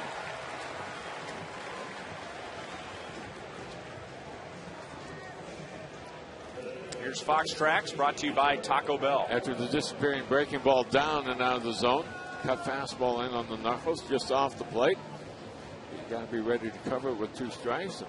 Gets the hands inside. Get the fist it out to short center field, just past Escobar. Might have gotten some leather on that. Came pretty close to making a nice play. So 2 hits for Guillen. And now Alberto Callaspo grounded into a double play in the 2nd inning. Wants to avoid that here. And then reached on an error in the 4th. And he hits into a double play. And there's nothing Guillen and the Royals can do about that.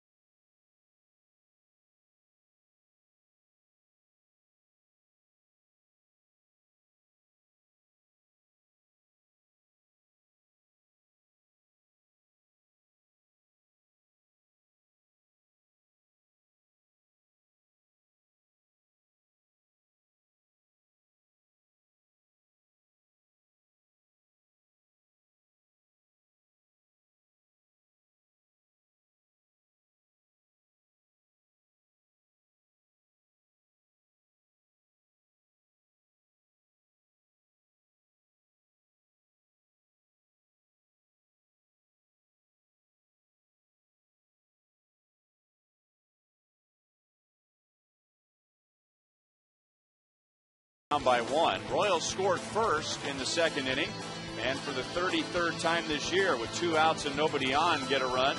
But the Jays right back in the 3rd inning. A 2-run home run from Yunel Escobar. Kyle Davies has given up 2 runs, 7 hits in 6 innings, no walks. And of course, that's always big for him. He has struck out 4, but down by 1 as he begins the 7th inning with ball 1 to Aaron Hill.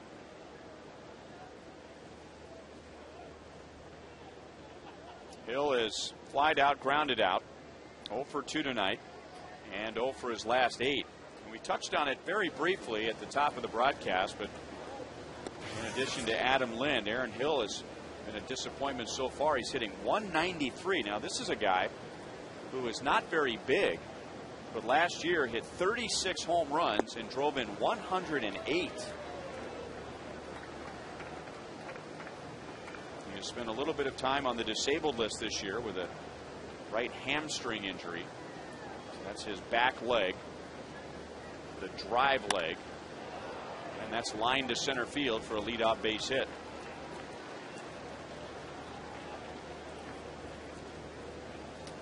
Remember, the Royals and Chiefs are partnering on a special 2-pack ticket and parking package for the doubleheader coming up on September the 13th. The Royals will play during the day, the Chiefs on Monday Night Football. Fans can purchase this special 2-pack for as little as $68 per package. For details and to purchase tickets, go to kc2pack.com. Remember, one year we had the doubleheader. The Minnesota Twins played here in the afternoon. The Vikings were across the parking lot that night. Pretty good night if you're a Minnesota fan. And at that point, the fans could not watch the Twins or the Vikings outdoors. Now they can watch one of them outside. Overbay 0 for 2. He flied into a double play in the 4th inning, which cost the Blue Jays a run. 2 balls and no strikes.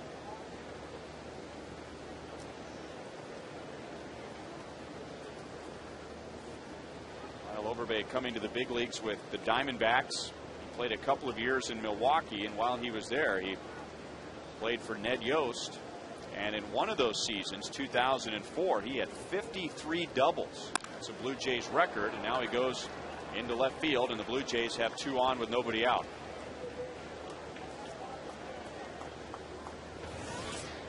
So for the 3rd time tonight, 2 on, nobody out.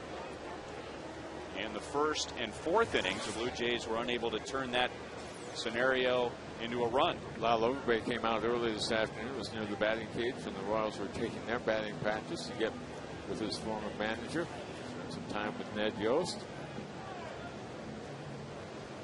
That seemed to be a little bit more locked in on the Royals BP at the time, but got away from the cage to visit with his former player. Heat's on the Royals defense right now. The Jays have some options as far as what they want to do.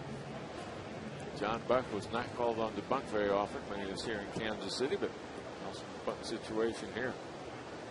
Think about them. They have RBI bats up and down their lineup. Activity now in the Royals bullpen. Robinson Tejeda just beginning to warm up in no hurry. Getting late enough in the ballgame, they probably won't go too long with Kyle Davies if he gets in more trouble.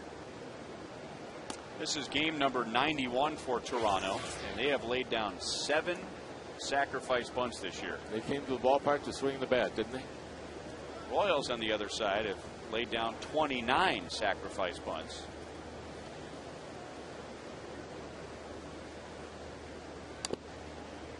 One ball, one strike. Now, even though John was not asked to sacrifice bunt much when he was a Royal, every now and then on his own he would try and drag one to the third base side. Yeah, he didn't mind trying to bunt for a base hit. Because what catcher out there doesn't think he runs pretty well?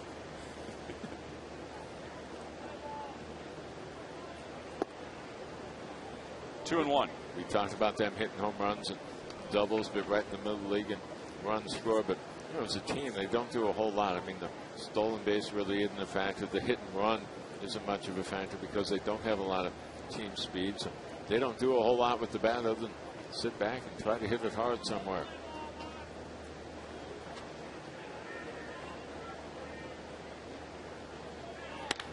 And that's what they do here. John Buck hits it hard into left center field. The Blue Jays will take a 3-1 lead. Buck will hold with a single. And he drives in his 44th of the year. Still nobody out. As Bob McClure approaches the steps in the Royals dugout. 3 line drives given up here in this inning. A single up the middle to Aaron Hill. A line drive the opposite way off the bat of Overbay. John Buck gets the ball belt high right here and rifles it over the shortstop's head to left center field. So the Jays on the attack again.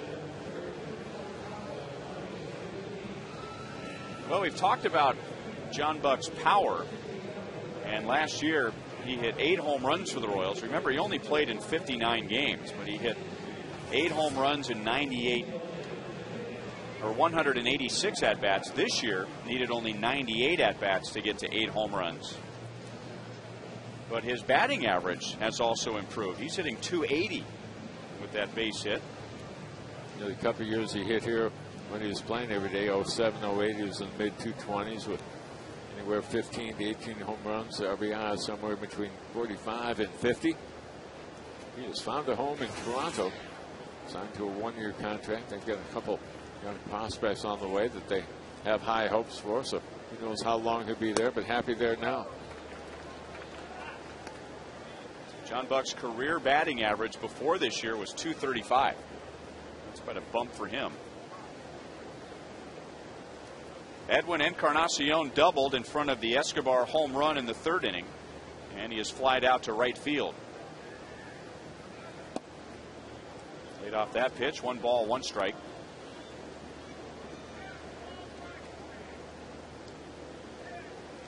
This is his 2nd tour with their big league club. Didn't hit well early on, didn't defend at third base, so back to the minor leagues he goes. He's been back with them about 2.5 weeks. You're getting time every day at third base now.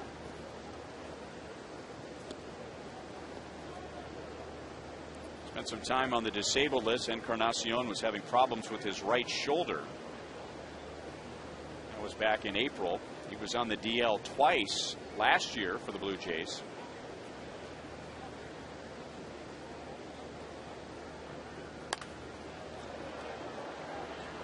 Billy Butler, Mike Aviles running over to the barrier wall, and it's 2 rows back. Ryan, you talk about the bad shoulder and the injury he had early on this year. They thought they had big time problems. He was hurt with some fireworks on New Year's Eve in his native Dominican Republic. It burns to his hand and arm. They thought that might be serious, but he was able to get by that, get the spring training on time. They thought he'd be okay from that, but it could have been even more serious than the bad shoulder that he had in April.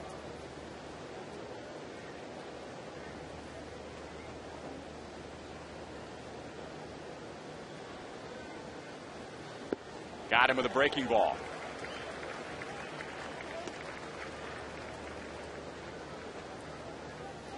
There was some confusion as far as the count goes. Encarnacion didn't head to the dugout immediately. The scoreboard said 3-1, but the count was 2 balls, 2 strikes. When Kyle Davis is on with that breaking ball, it will have some bite to it.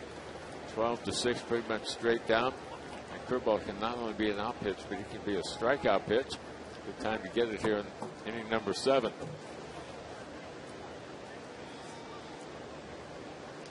So first and third, 1 out, and now Fred Lewis.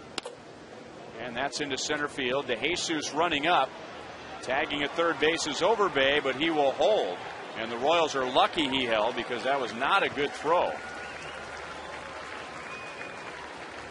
So a run is home in the inning, but there were runners at first and third with nobody out, and those runners are still there now with 2 outs. Some teams almost always send a base runner with 2 outs in the inning and figure the gamble is probably worth it. But I mentioned earlier, the Jays not only aggressive on the bases, they don't have much overall team speed, and Overbay doesn't run well at all. So they didn't even think about trying DeJesus, as you mentioned. Good thing they didn't.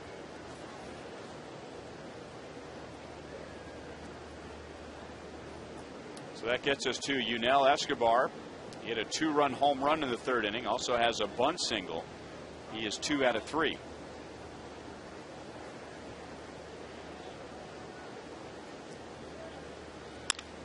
And he's going to ground this one to Betancourt.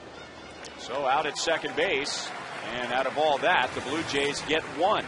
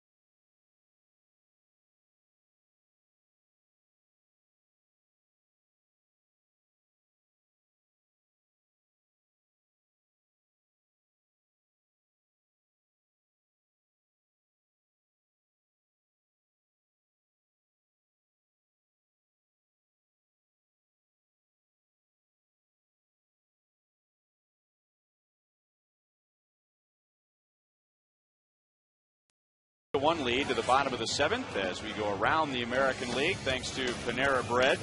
Detroit and Texas are tied at 6 here in the 9th inning. Detroit has lost 5 in a row. Tampa Bay is leading at Baltimore. Tampa Bay 3 games back of the Yankees. Cleveland has won 4 straight. Minnesota's won 3 in a row. Boston at Oakland later tonight. The A's just swept the Royals. They won 5 in a row.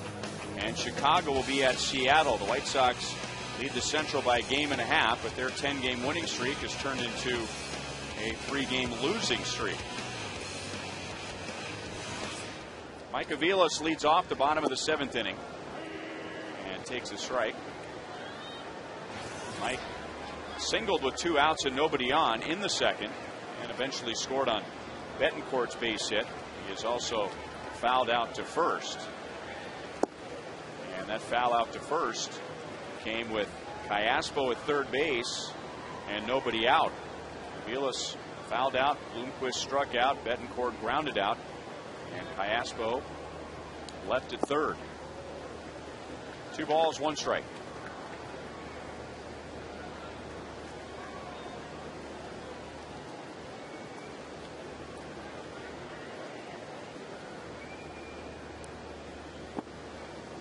Three and 1. And just a couple times in the ballgame, the Royals have been able to get their leadoff man off base. Neither time have they been able to do anything against this left-hander. One time a double play, one time stranded at third. Maybe third time would be the lucky time around. Oh, and a good adjustment by Aviles. Remember, Aviles was chasing a lot of pitches up in his first 2 plate appearances against Cecil. This time lays off. The Mike's a good high ball hitter. Good high fastball hitter, but you don't want to chase the one that's too far out of the zone that you can't get on top of it and drive it.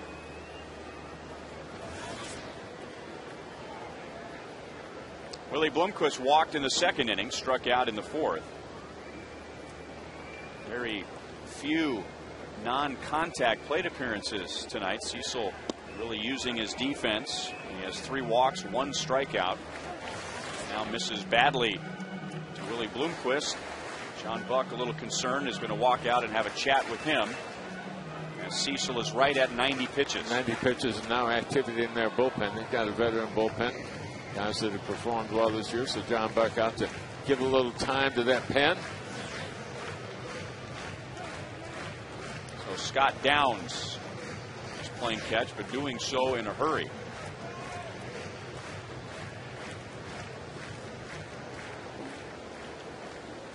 Well, for the most part, it's been a well-pitched game. And 2 guys tonight with long layoffs. Kyle Davies had 11 days in between his starts, and Brett Cecil with 10. Line to left field. Aviles will round second and head to third. And Bloomquist on his way to second base. Now the ball gets away, backed up by Overbay. So the Royals have runners at second and third with nobody out.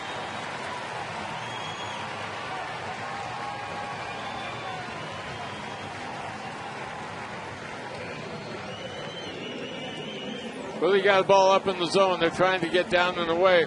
But that fastball right in the middle of the plate. Bloomquist turns on it. Didn't quite get it all the way to the corner, but got it hard enough and deep enough to Lewis to give him an opportunity to run the bases hard. Made the call himself there with that ball in left field. He decided he had an opportunity to make it. Gets in with the head first dive. And Willie Bloomquist is safe at second base. Safe and secure. New York Life.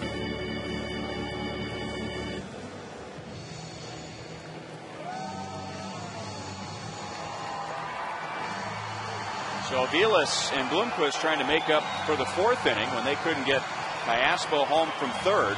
Now they're on with a walk and a double. And the tying run at second base with nobody out.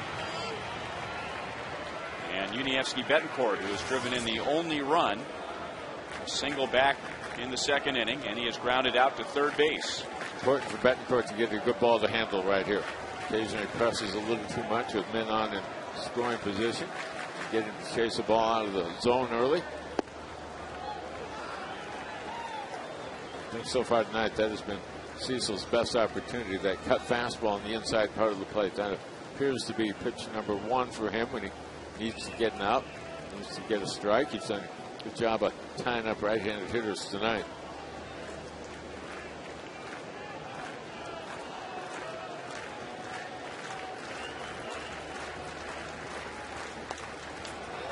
Got a pitch out over the plate, but fouled it away. It's a sign there that Maybe Cecil is starting to fade a bit, leaving that pitch up at 80 miles an hour. And he's lucky it ended up in the screen and not somewhere else. So many times the breaking ball is a straight changeup that is up in the zone, not so much the fastball.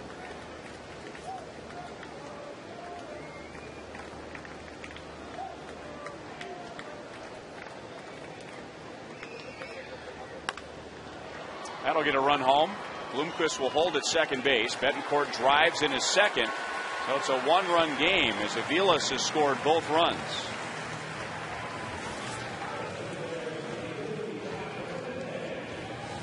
Important to make the contact with the runner on third, especially with that infield back. Work the middle part of the field. If you can keep the ball away from the pitcher, get an opportunity to get that runner home from third. Now, see if you can keep the inning going, but this is going to do it for the starter. It looks like they're going to go to the bullpen. And it'll be a lefty for a lefty. Scott Downs to face Scott Posednik in the Chevy call to the bullpen.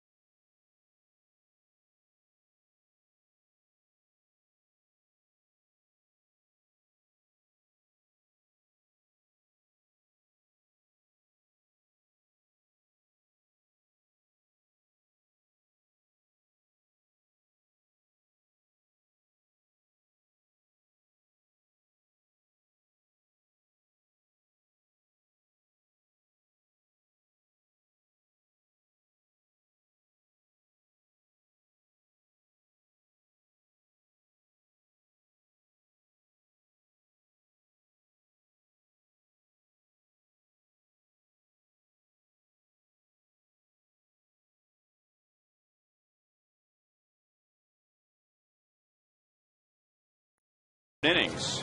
Blue Jays bullpen will take over.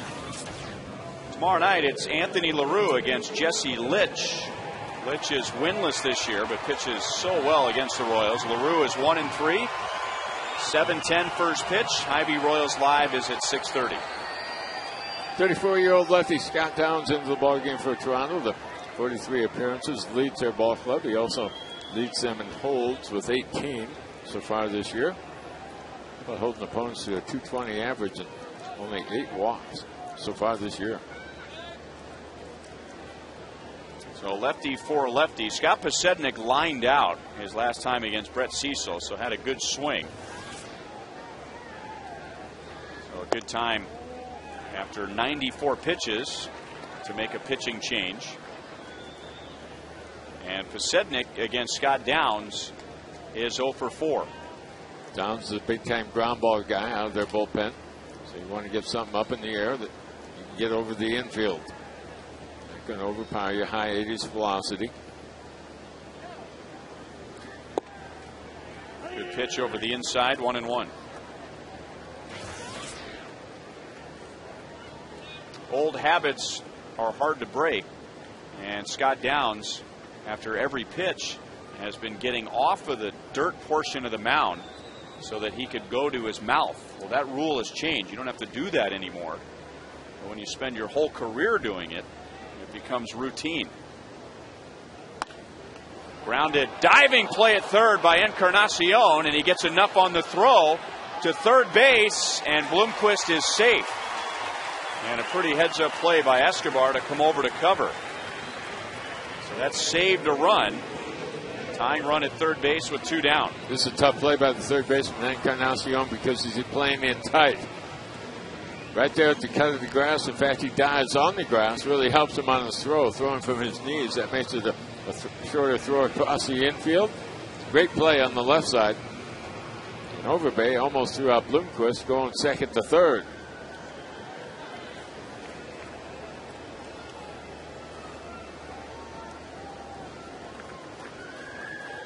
That'll bring up Jason Kendall. He is 0 for 3.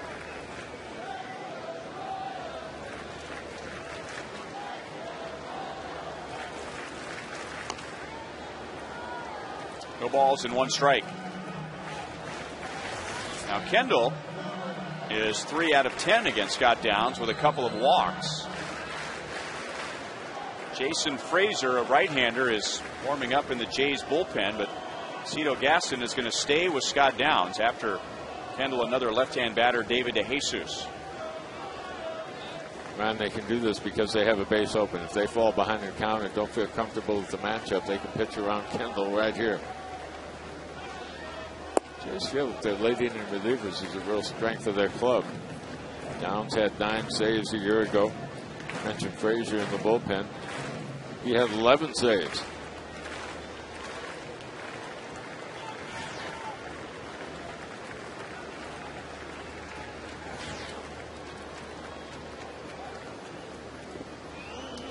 Did he go?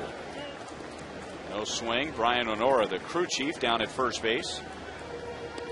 Downs will use a couple different breaking balls. The curveball is a big breaking ball, but the slider is more like a slurve as well.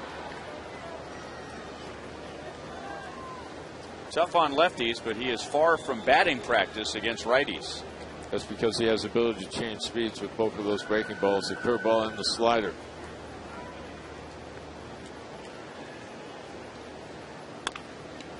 Chop to the left side. Escobar bare hands, and Overbay can't handle it, and the Royals tie the game.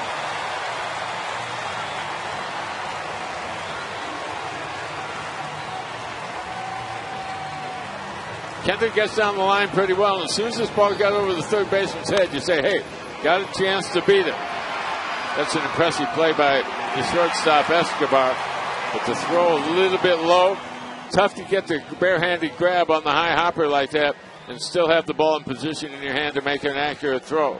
Has plenty of arm strength, but comes up a little bit short. Overbay not happy, thought he could have bailed out the other guy. And Escobar not happy either. So the Royals tie it with 2. And now David DeJesus with Kendall at first and 2 away. David singled back in the first inning against Cecil. He is 1 for 3. And against Scott Downs, 2 out of 8. So both of those runs charged to Cecil, who will not get a win. Gives up 3 runs in 6 1/3.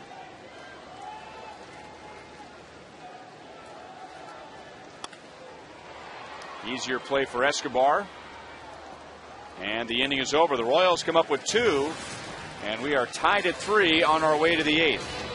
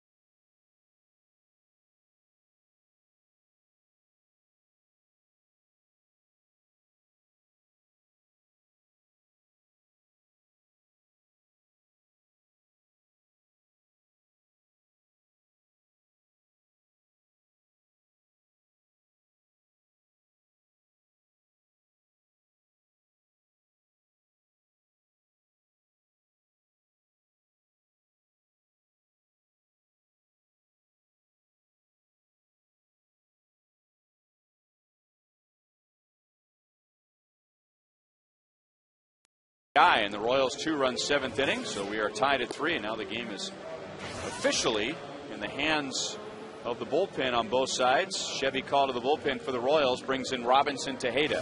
Davies goes 7 strong innings here tonight, gets 5 strikeouts, no walks, charged with 3 runs. They're all earned. Tejeda comes in for the first time since the Friday night ball game against Oakland. He went 1 inning in that game, gave up a couple hits. No walks, no strikeouts, no runs given up.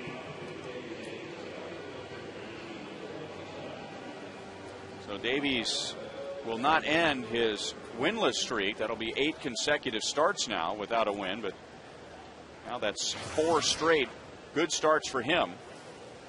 Brett Cecil, like Davies, can neither win it nor lose it. Bautista trying to draw in Callaspo on the left side. Bautista is grounded into a double play, flied to deep center, and singled to center.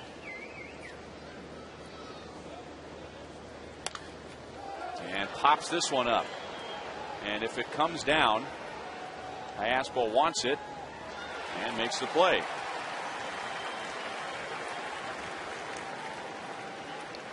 Final tally on You Call It, presented by Sprint, who has had the most surprising season in the American League, 53%, going with David DeJesus over Jose Bautista, Brendan Bosch, and Delman Young. David having a terrific first half.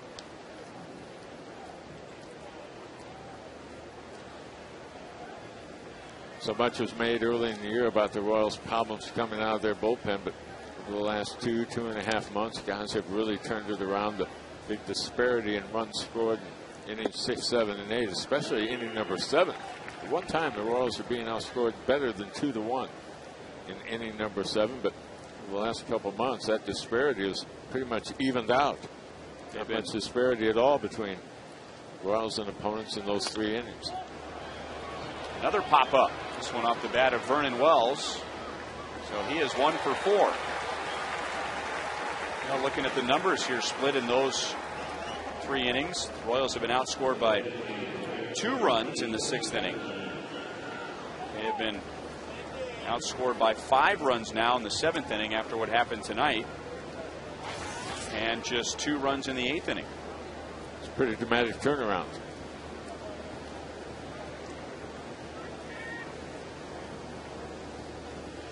So Adam Lynn 1 for 3. And he fouls one back into the screen. His single in the 4th inning gives him a 12-game hitting streak.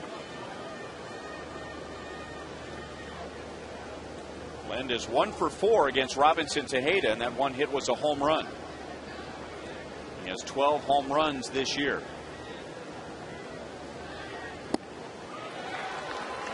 .96 miles an hour, and the count is 0-2. When Tejeda comes in the ball game now, you're not so much worried about him throwing strikes. You wonder what is he going to do it with. It doesn't have to be the fastball all the time.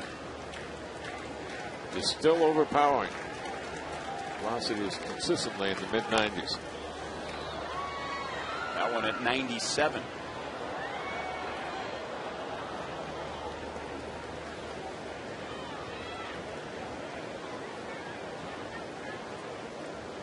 Royals trying to end a 6-game losing streak tonight. The Blue Jays have won 3 in a row. Got him. 98.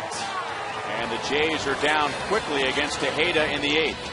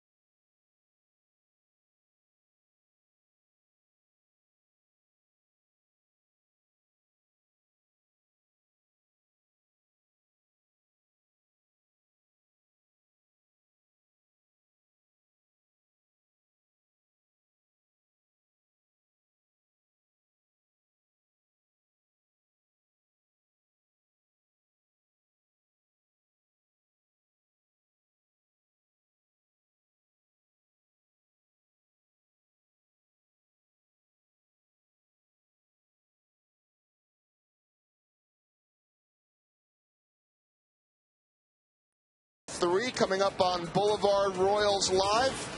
And full moon, maybe a win for the Royals. Jeff Montgomery will be out there to join me for analysis. We'll talk about Kyle Davies' night as he has his 3rd straight quality start, 3rd time in the last 4 that he goes at least 7 innings. We'll break that down. We'll talk about the Royals on the base paths, creating some runs, especially last inning, and much more. Ned Yost, highlights reaction coming up on Boulevard Royals Live. And Patrick will be there as well. Say hi, Patrick. All right, Ryan, back to you. Full moon, huh?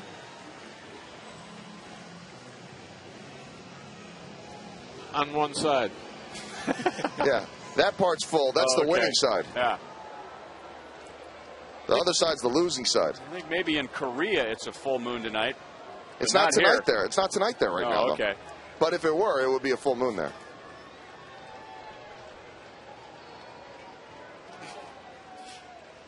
Jason Frazier takes over and throws a strike to Billy Butler.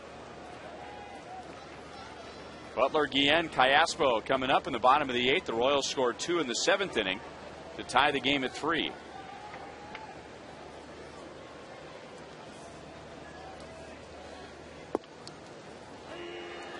Oh and 2.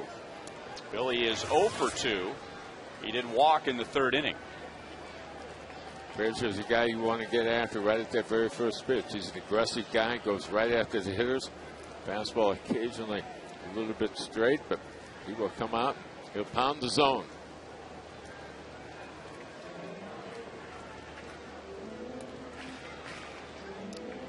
Frazier's been with the Blue Jays for a while. And I've got a little trivia question for Joel if he's still listening. But Jason Frazier is 6 games shy for 4th on the all-time appearance list.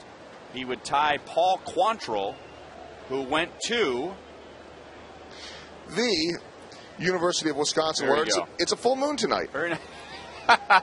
And just as I said that, a beach ball just went flying right past the booth. It was a full beach ball. There we go. Just want to make sure you're up with your Badger alums. Of course, the University of Wisconsin doesn't have a baseball team. It's going to be tough to get any of them out there now to the big leagues. You're going to have to play on one heck of a summer team to get some time in. Yeah, tough time getting a big leaguer out of there. You're going to have a tough time getting an astronomy professor out of there as well. Well, clearly they don't know their full moons there, but it'll be easier to get an astronomy professor out of there than, you're right, it would be a baseball player at this point. Paul Quantrill might be the last for a long time. Billy down on strikes. Doesn't look like he's happy with that call. Doesn't have anything to say to Ted Barrett. Comes back with the off-speed pitch, primarily fastball, curveball. Does have a split finger. That was the splitter right there. Looked like it might have drifted inside to Billy. Connor gets that call. Jose Guillen has 2 singles tonight.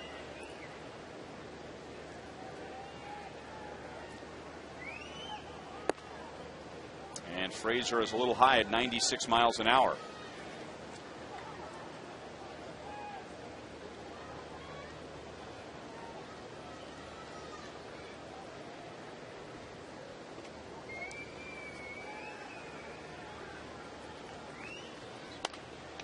Frazier, not one of those guys you would expect to get to the big leagues and have the career that he's had. He is not very big. He is listed at 5'10", but he has a big arm. He was taken in the 33rd round by the Dodgers back in 1999. What is it that scares scouts away from pitchers that aren't very big but have everything else you'd want to see in a pitcher? They know they can get the guy that isn't very big any time in the draft. What they do is they have the profile that they'll look at. If they've got a pitcher, they would like to have some size. So many times they think the smaller guy is going to break down. Makeup of this Toronto staff is kind of interesting. They're veteran in the pen, very young in the starting rotation. Most everybody they have out in their pen is 30, 32, 34, somewhere in there. And all a bunch of young guys in the starting row. Well, he's got a strikeout and a ground out. And now we'll get Alberto Callaspo. Another thing about guys that aren't very big, Ryan, I hear scouts talk about this. The guys that are 5'9" and 5'10", little guys tend to make more mistakes up in the zone because they don't have the length, the size, and the arm length to stay on top of the ball and use that mound for leverage to their advantage. If you're 5'10", 5'9", something like that, they think that sometimes you get behind the ball a little too much and you make more mistakes up and down over the plate. Makes some sense. I think they generally lean to somebody who's 6 feet or better. Overbay smothers it. Frazier to the bag. And the Royals send 3 to the plate and 3 down against Frazier.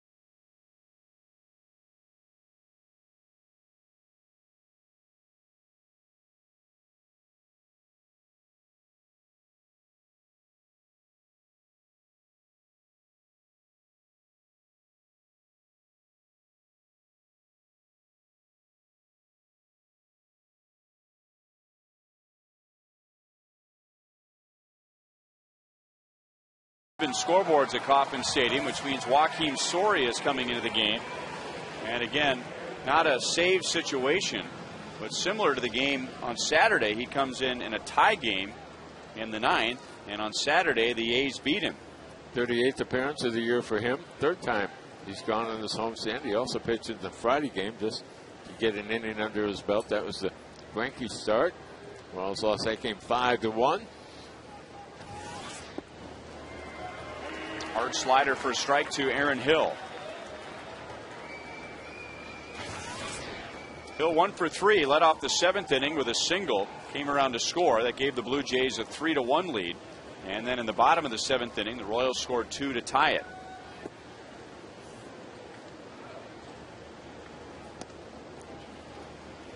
Hey guys, just talking to Jeff Montgomery, asking him about being in a situation like this. He said he never liked coming into a situation late in the game when the team was getting killed or it was a non-save situation. But in this situation, he's saying, hey, this is the most important time of the game at this point. You're protecting this tie game. It's almost a 2-for-1 because you get out there, pitch your game, then the team has a chance to bat as well. If you're not going to get a save, might as well get a shot at a win. The other thing he pointed out was this is a situation that didn't work out for Joakim on Saturday night. Get him right back out on the horse in the same situation, guys.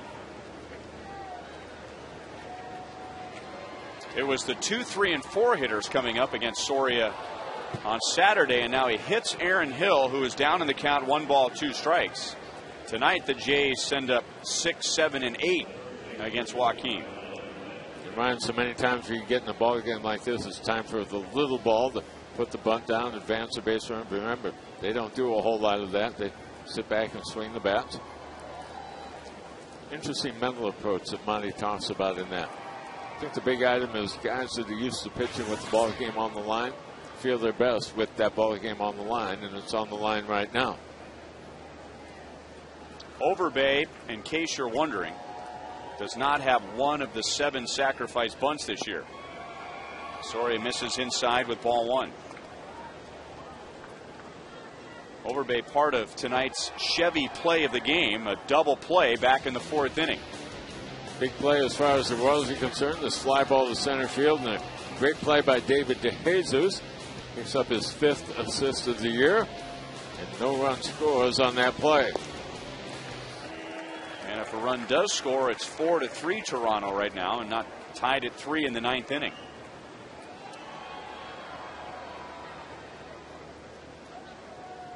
Overbay has only faced Soria once. He's 0 for 1.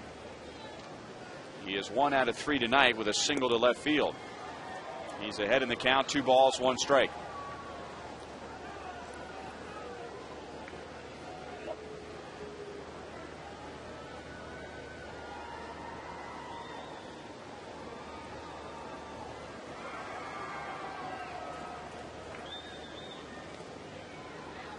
Aaron Hill with 1 stolen base. Split told you earlier the Blue Jays are second from the bottom in the league in stolen bases. They have not attempted a stolen base tonight. Only the Red Sox have fewer. That's up the line, and that's a fair ball. So Overbay to the opposite field, and now runners at first and second, and nobody out. Completely different swing from here on this last pitch. Trying to come inside with the pitch, but it's out over the plate. More of an inside out swing for him instead of looking to try to pull the ball. Flips that one up the left field side, fair by about 1.5 feet. This is the 4th time tonight the Blue Jays have had 2 on with nobody out. And they have scored 1 run in this scenario. And that 1 run was when John Buck in the 7th inning singled after Aaron Hill and Lyle Overbay singled. Lays off the slider down and away.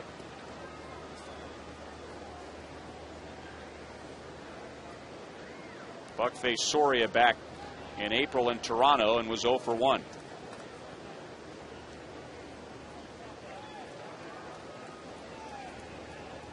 Buck batting at .279. His RBI single in the 7th inning gives him a 6-game hitting streak. Hopped up. He got a pitch right down the middle and hits it a mile in the sky. Infield fly rule. So Buck is out, and now runners at first and second and 1 away.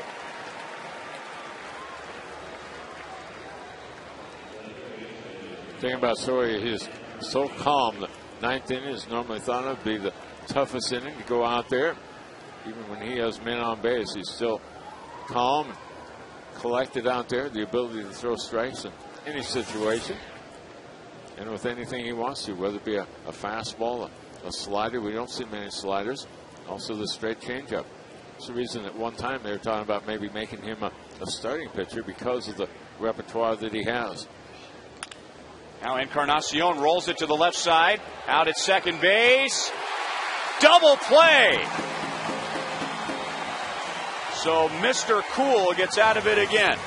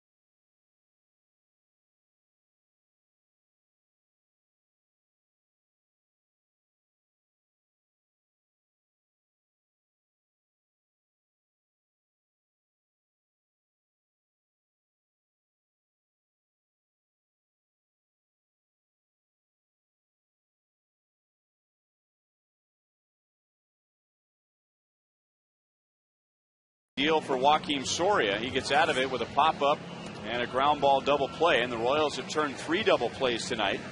So now the Royals can win it in the bottom of the ninth against a former teammate. Yeah, Sean Camp, good sinker ball and one of the dependable guys. In fact, he's second on their ball club in appearances this year. The 3-1 record, 9 holds. The thing he's done this year is developed a changeup to go along with the sinking fastball and the slider. Really kind of found his niche at the big league level when he was with Tampa Bay a couple of years ago. That solid ERA of right at 2.5 runs per ball game. Lower third, Mike Aviles, Willie Bloomquist, and Yuniesky Betancourt. But that lower third has been productive tonight. Aviles has scored 2 of the 3 runs. Bloomquist has scored a run, and Betancourt has driven in 2. First time Aviles has seen Sean Camp. Sean Camp for the Royals in parts of the 2004 and 2005 seasons. And he's ahead of Aviles, no balls, 2 strikes.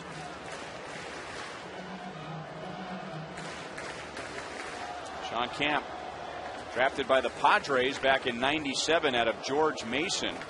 And he was recruited to George Mason by Dayton Moore. In fact, he has a lot of Royals connections. Jin Wong was responsible for signing Sean Camp before 2004. They were former Summer League teammates on a team that was coached by J.J. Piccolo.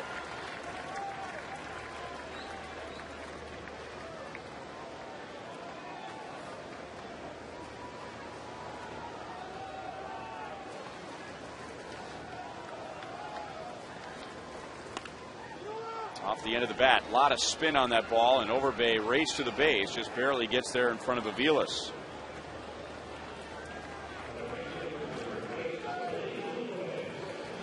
Lyle Overbay guarding the line right there. That's something you do in late innings of a close ball game, whether it's a 1-run game or a tied game. You cannot afford to give up the double to open an inning, so you guard that line. Well, it might have scooted by him if he wasn't there. Sean Camp, another one of the guys that picked up some save opportunities a year ago with Toronto. Had 10 saves on the year.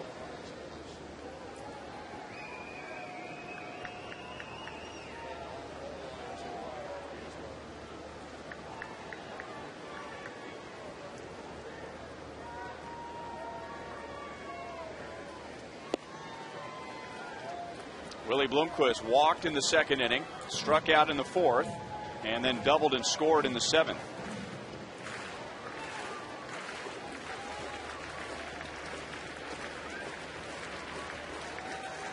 Willie is 2 for 5 against Camp, and he has walked twice. 1 ball, 1 strike. Another close game for the Royals. They have played in already 31 one-run games. That's the most in the American League.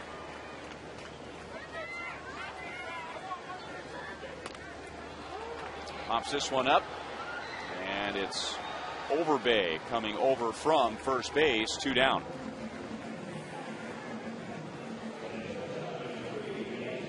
So Sean Camp 1 out away from sending this game into extra innings.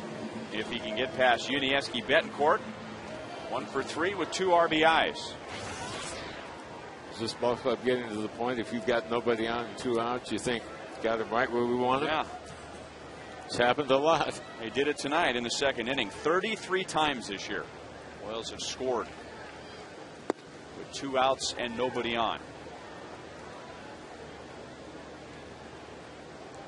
Get late in an inning like this, you say, well, home run's probably going to have to get it done. And Camp has given up a half a dozen so far this year. 1-1. That foul ball going into the Blue Jays radio booth. There's Jerry Howarth, who has been with the Blue Jays radio network for 30 years. Alan Ashby is his partner. Now, he did spend some time in the big leagues. He's got a better chance of making that play. There he is offering some possibilities on how to play it. How about those fancy headsets they had? I mean, just a little tiny wire. You can hardly see the microphone. Canadian technology. There you go. They must be lighter and quicker than our guys. I guess so, man.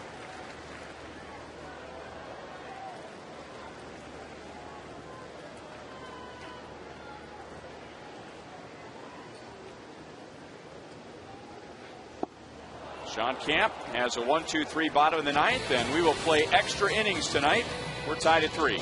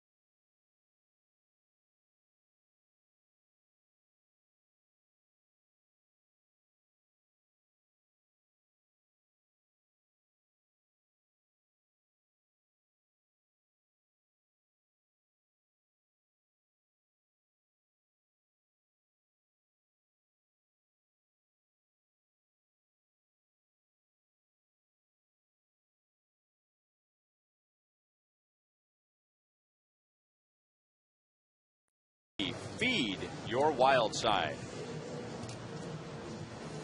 Farnsworth, the Royals' 4th pitcher of the night, comes on for the 33rd time this year. Pitched in the Friday night ball game against Oakland. Went 1 inning in that one, gave up a hit. Also pitched on Saturday night, went an inning and 2/3. Also gave up a base hit. No runs either time out. Farnsworth, the hard-throwing right-hander. We'll see the top of the Jays' order here in inning number 10. Extra innings have been friendly to the Royals this year. They are 6-2 in extra inning games. The Blue Jays are 3-3.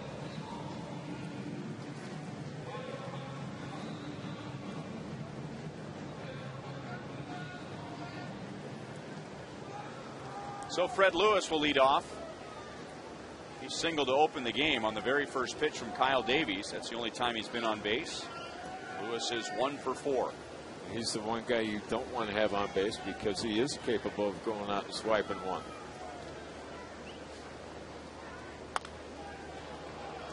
Lewis fouls it away, loses the bat. It's hard to find the first pitch that these guys don't like. Not often you see a leadoff hitter like him go out, go early in the count, especially in a late inning setup like he's in right now, but he's not your prototypical leadoff man anyhow.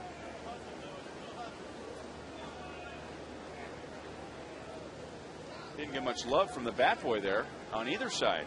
You lose your bat, you go get it yourself.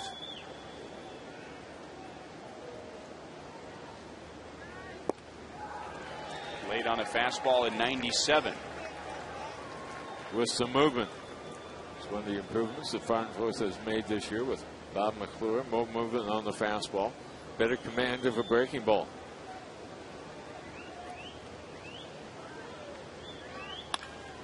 Up the middle into center field on an 0-2 pitch. And Farnsworth hanging his head and slamming his glove into the mound.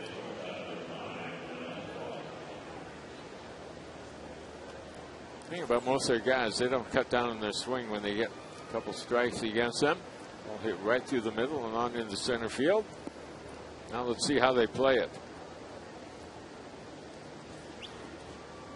Well, you go from a team that does not lay down a sacrifice bunt to a National League player coming up. And Yunel Escobar, and he has a sac bunt since joining the Blue Jays, but he only had 2 with the Braves. So this isn't a guy that has been bunting a lot. But we did find out in the top of the first inning that he can bunt when he bunted for a base hit. He's also hit a 2-run home run. Farnsworth quick on his move to first base. Some of the things he's improved on from a year ago. Does not mind holding the runner over there.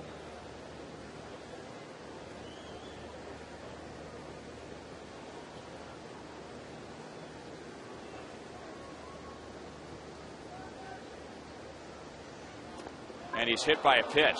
Got him on the hand. He goes down.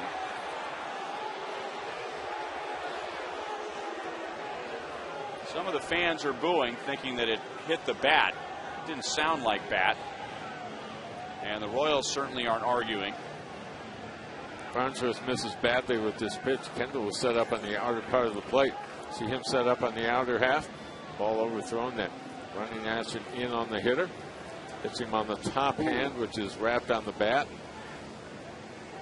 Wow. Yeah, that's a broken hand waiting to happen.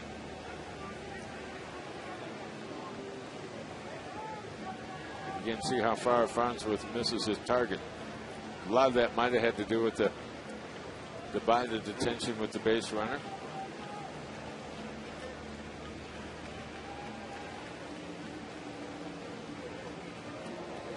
Those fingers getting smashed in between the ball and the bat. I mean, he does it right too. I don't put your full hand around the bat right there. We can get hit on the fingers. You kind of have the bat out in front and the fingers behind it, but still enough finger there to expose it a little bit. Hopefully he's going to be okay.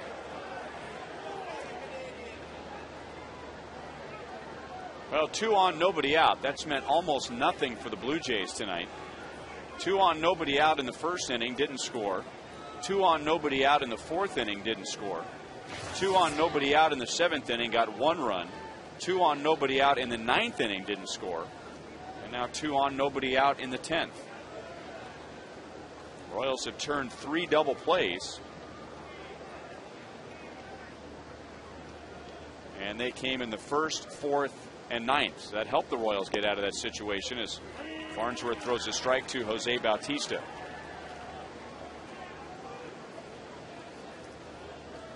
Now, with some hitters in there, many times they go one pitch for the hitter. Go ahead and do something if you want with it. But if nothing happens, that next pitch is for the manager, where they might ask him to put a bunt down. But I don't think they do right here. No sacrifice bunts this year for Bautista. And he grounds it through the right side. Lewis will be waved home. Blomquist's throw to the plate is not in time. So the Blue Jays come through. 3 straight reach against Farnsworth. And Bautista drives in his 59th. A couple of years ago, Bautista was this type of hitter. Almost everything he took was to the right side. But since Cito Gaston got with him in September of last year, he had him getting out in front a little more and looking to pull the ball. But after that inside out swing, he's got a base hit and picks up an RBI. And Jays back out on top. It's 4-3 visitors.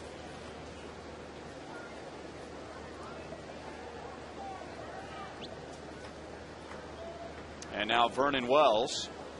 Jason Kendall for a moment stepping out in front of the plate, giving signs to the defense in case Blue Jays try a double steal. Kendall telling everyone where he will throw.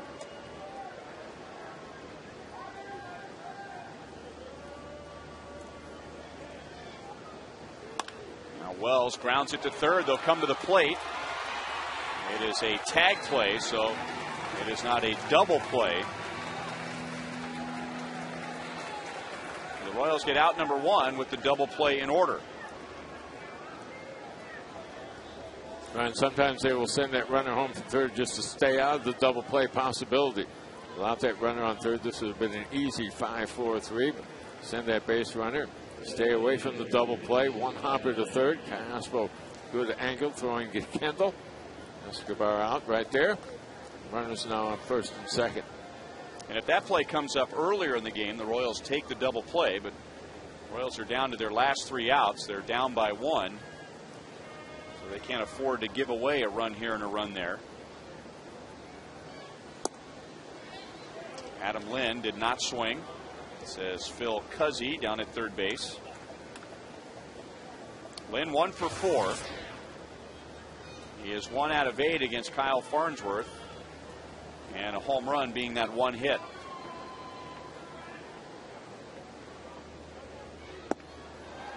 1-1.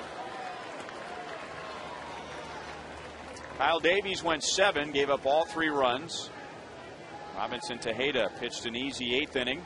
Joaquim Soria worked around 2 on, nobody out in the 9th for a scoreless inning. And now the first 3 reaching against Farnsworth in the 10th, and the Blue Jays regaining the lead.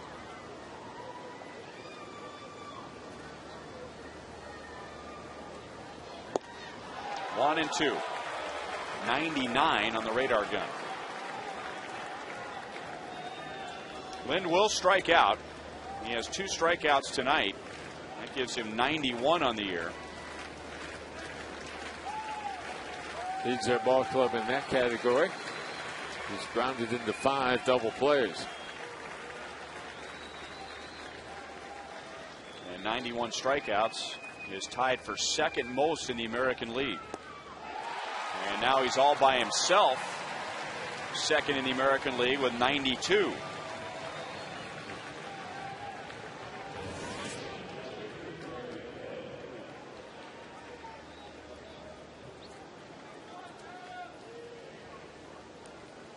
So 2 on, 2 out, and now it's Farnsworth and Aaron Hill.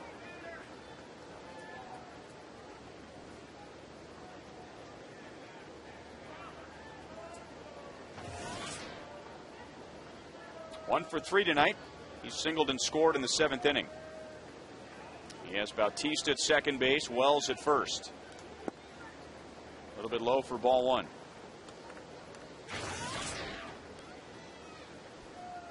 Against Kyle Farnsworth, Aaron Hill 4 at-bats, 2 hits. One of those a double, but Kyle has struck him out twice.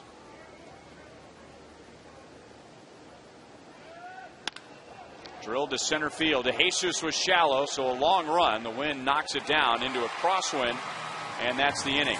Blue Jays get a run. The Royals have the top of the order coming up. Scott Posednik, Jason Kendall, and David DeJesus in the bottom of the 10th.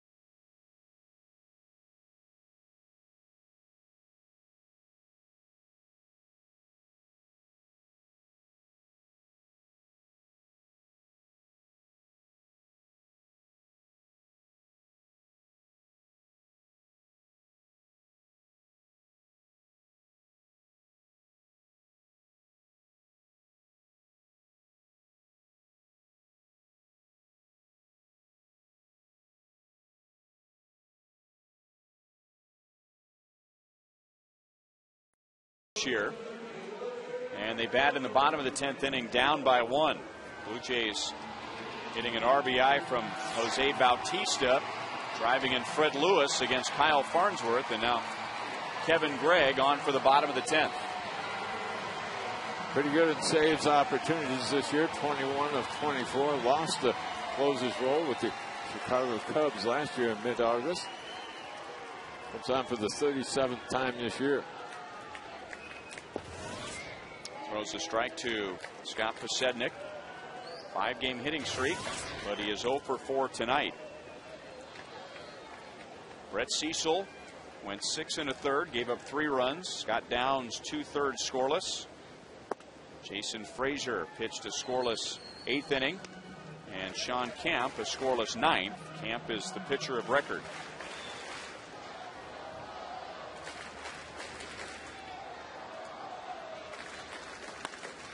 And that's into right center field. And will roll deep. Posednik might end up on third base.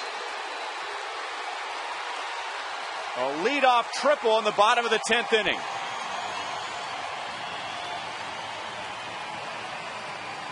Ryan, both leadoff hitters really doing the job for the ball club here in the 10th. It was Fred Lewis with a leadoff base hit for Toronto.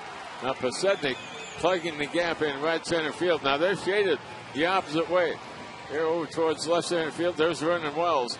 So all kinds of room in right center field. When you saw this ball leave the infield, you knew it was probably three bases if it rolled deep, and it did. Outfielders had a longer run than Scott did.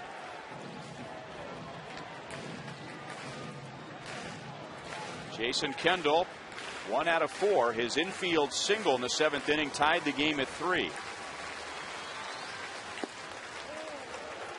2 balls and no strikes. Toronto has the infield pulled in tight all the way around, all the way to the cut of the grass.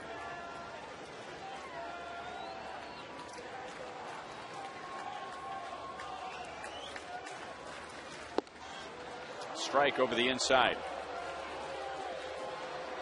Kendall thought it was a little bit inside, and it's 2-1. Royals trying to avoid what they did in the 4th inning. They had a runner at third base and nobody out, and did not score. 3-1.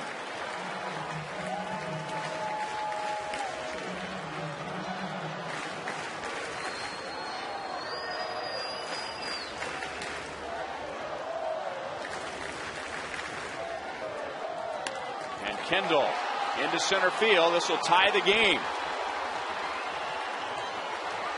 4-4 in the bottom of the 10th.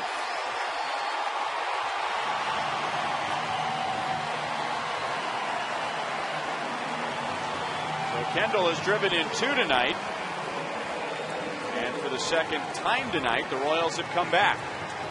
Good situational hitting right there by Kendall. He knows the infield is in tight all the way around. He got ahead in the count, so an opportunity to drive a ball here that's pretty well centered in the middle part of the plate. Plenty deep enough for Posednik.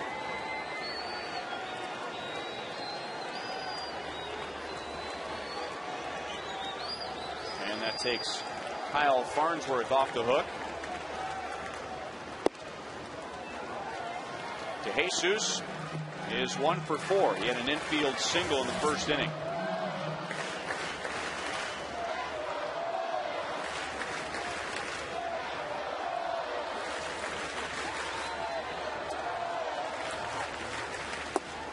One ball, 1 strike. Royals would like to win it right here, but if we go to the 11th inning, it'll be Blake Wood. Blue Jays have the lower third of their order coming up.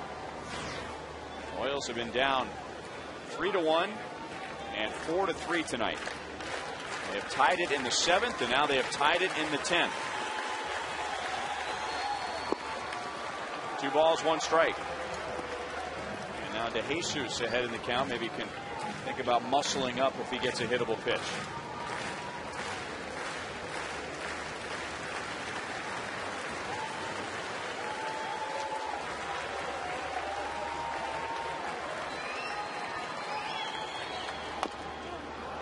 Off the plate, Greg plays the second bounce, and that made it a dangerous play, but he gets DeJesus for out number 2.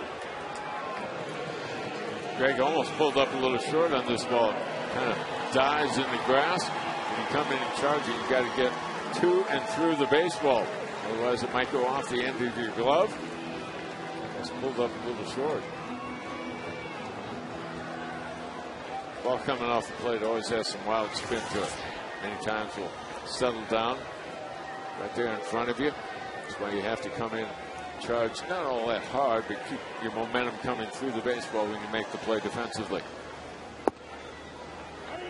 Slider for a strike. Billy Butler is 0 for 3. He walked in the 3rd inning.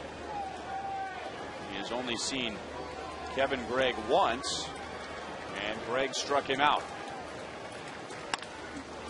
Up the middle, Escobar can't play it. The winning run is at first base with 2 down.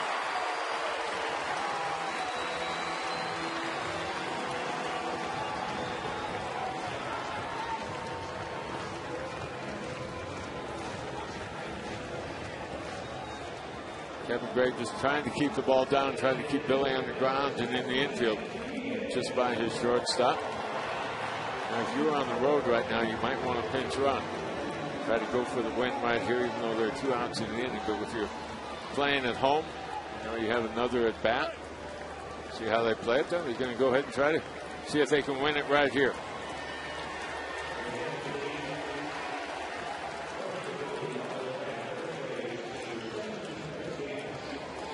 Kevin Gregg is an interesting guy because a lot of closers, they don't worry much about the running game. You know, the power guys, but he has no load at all. I mean, he just falls to the plate. So he could be a tough guy to get a jump on. He's going to throw over there anyway. John Buck's doing a whole lot better throwing out base runners this year. It was about 16 and 17% the last couple of years here in KC. Early in his career, he did a good job of slowing down that running game. He kept about a third of them. Gets started to go. He stopped, and Guillen takes ball 1. So the Royals can use Wilson Betemit at first base.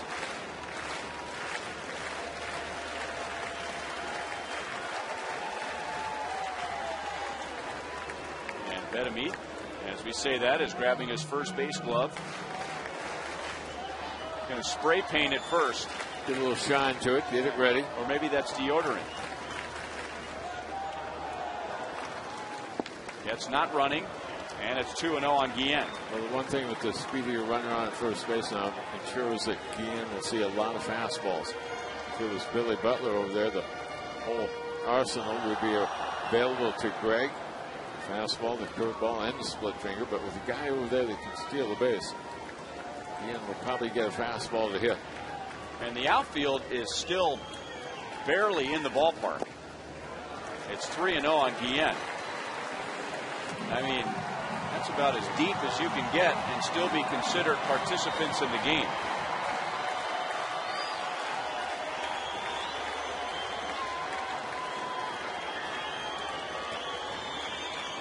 So even a base hit here that might normally be a single, they're so deep and so far apart. Jets might be able to score on that. Jose takes a 4-pitch walk.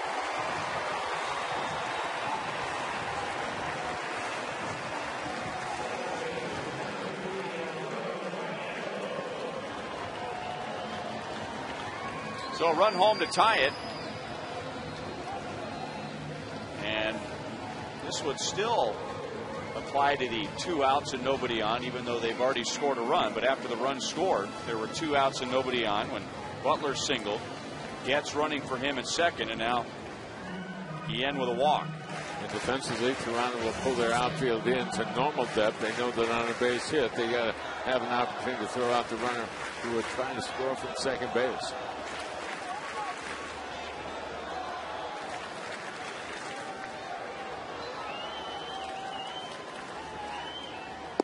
Outside to Alberto Callaspo. Hitless tonight, although in the 4th inning, he drove one into right center field, and Jose Bautista in right had it go off of his glove. And Alberto ended up at third base with nobody out, but the Royals couldn't get him home. And even though he hit a ball to right center field earlier in the ballgame, they still shade him the opposite way, like they did to Jesus and Besetnik early in this inning. And as well as a couple steps towards left center field. Wells has the best throwing arm out there. Lewis does not throw all that well in left field. Into center field, and the Royals are going to win it.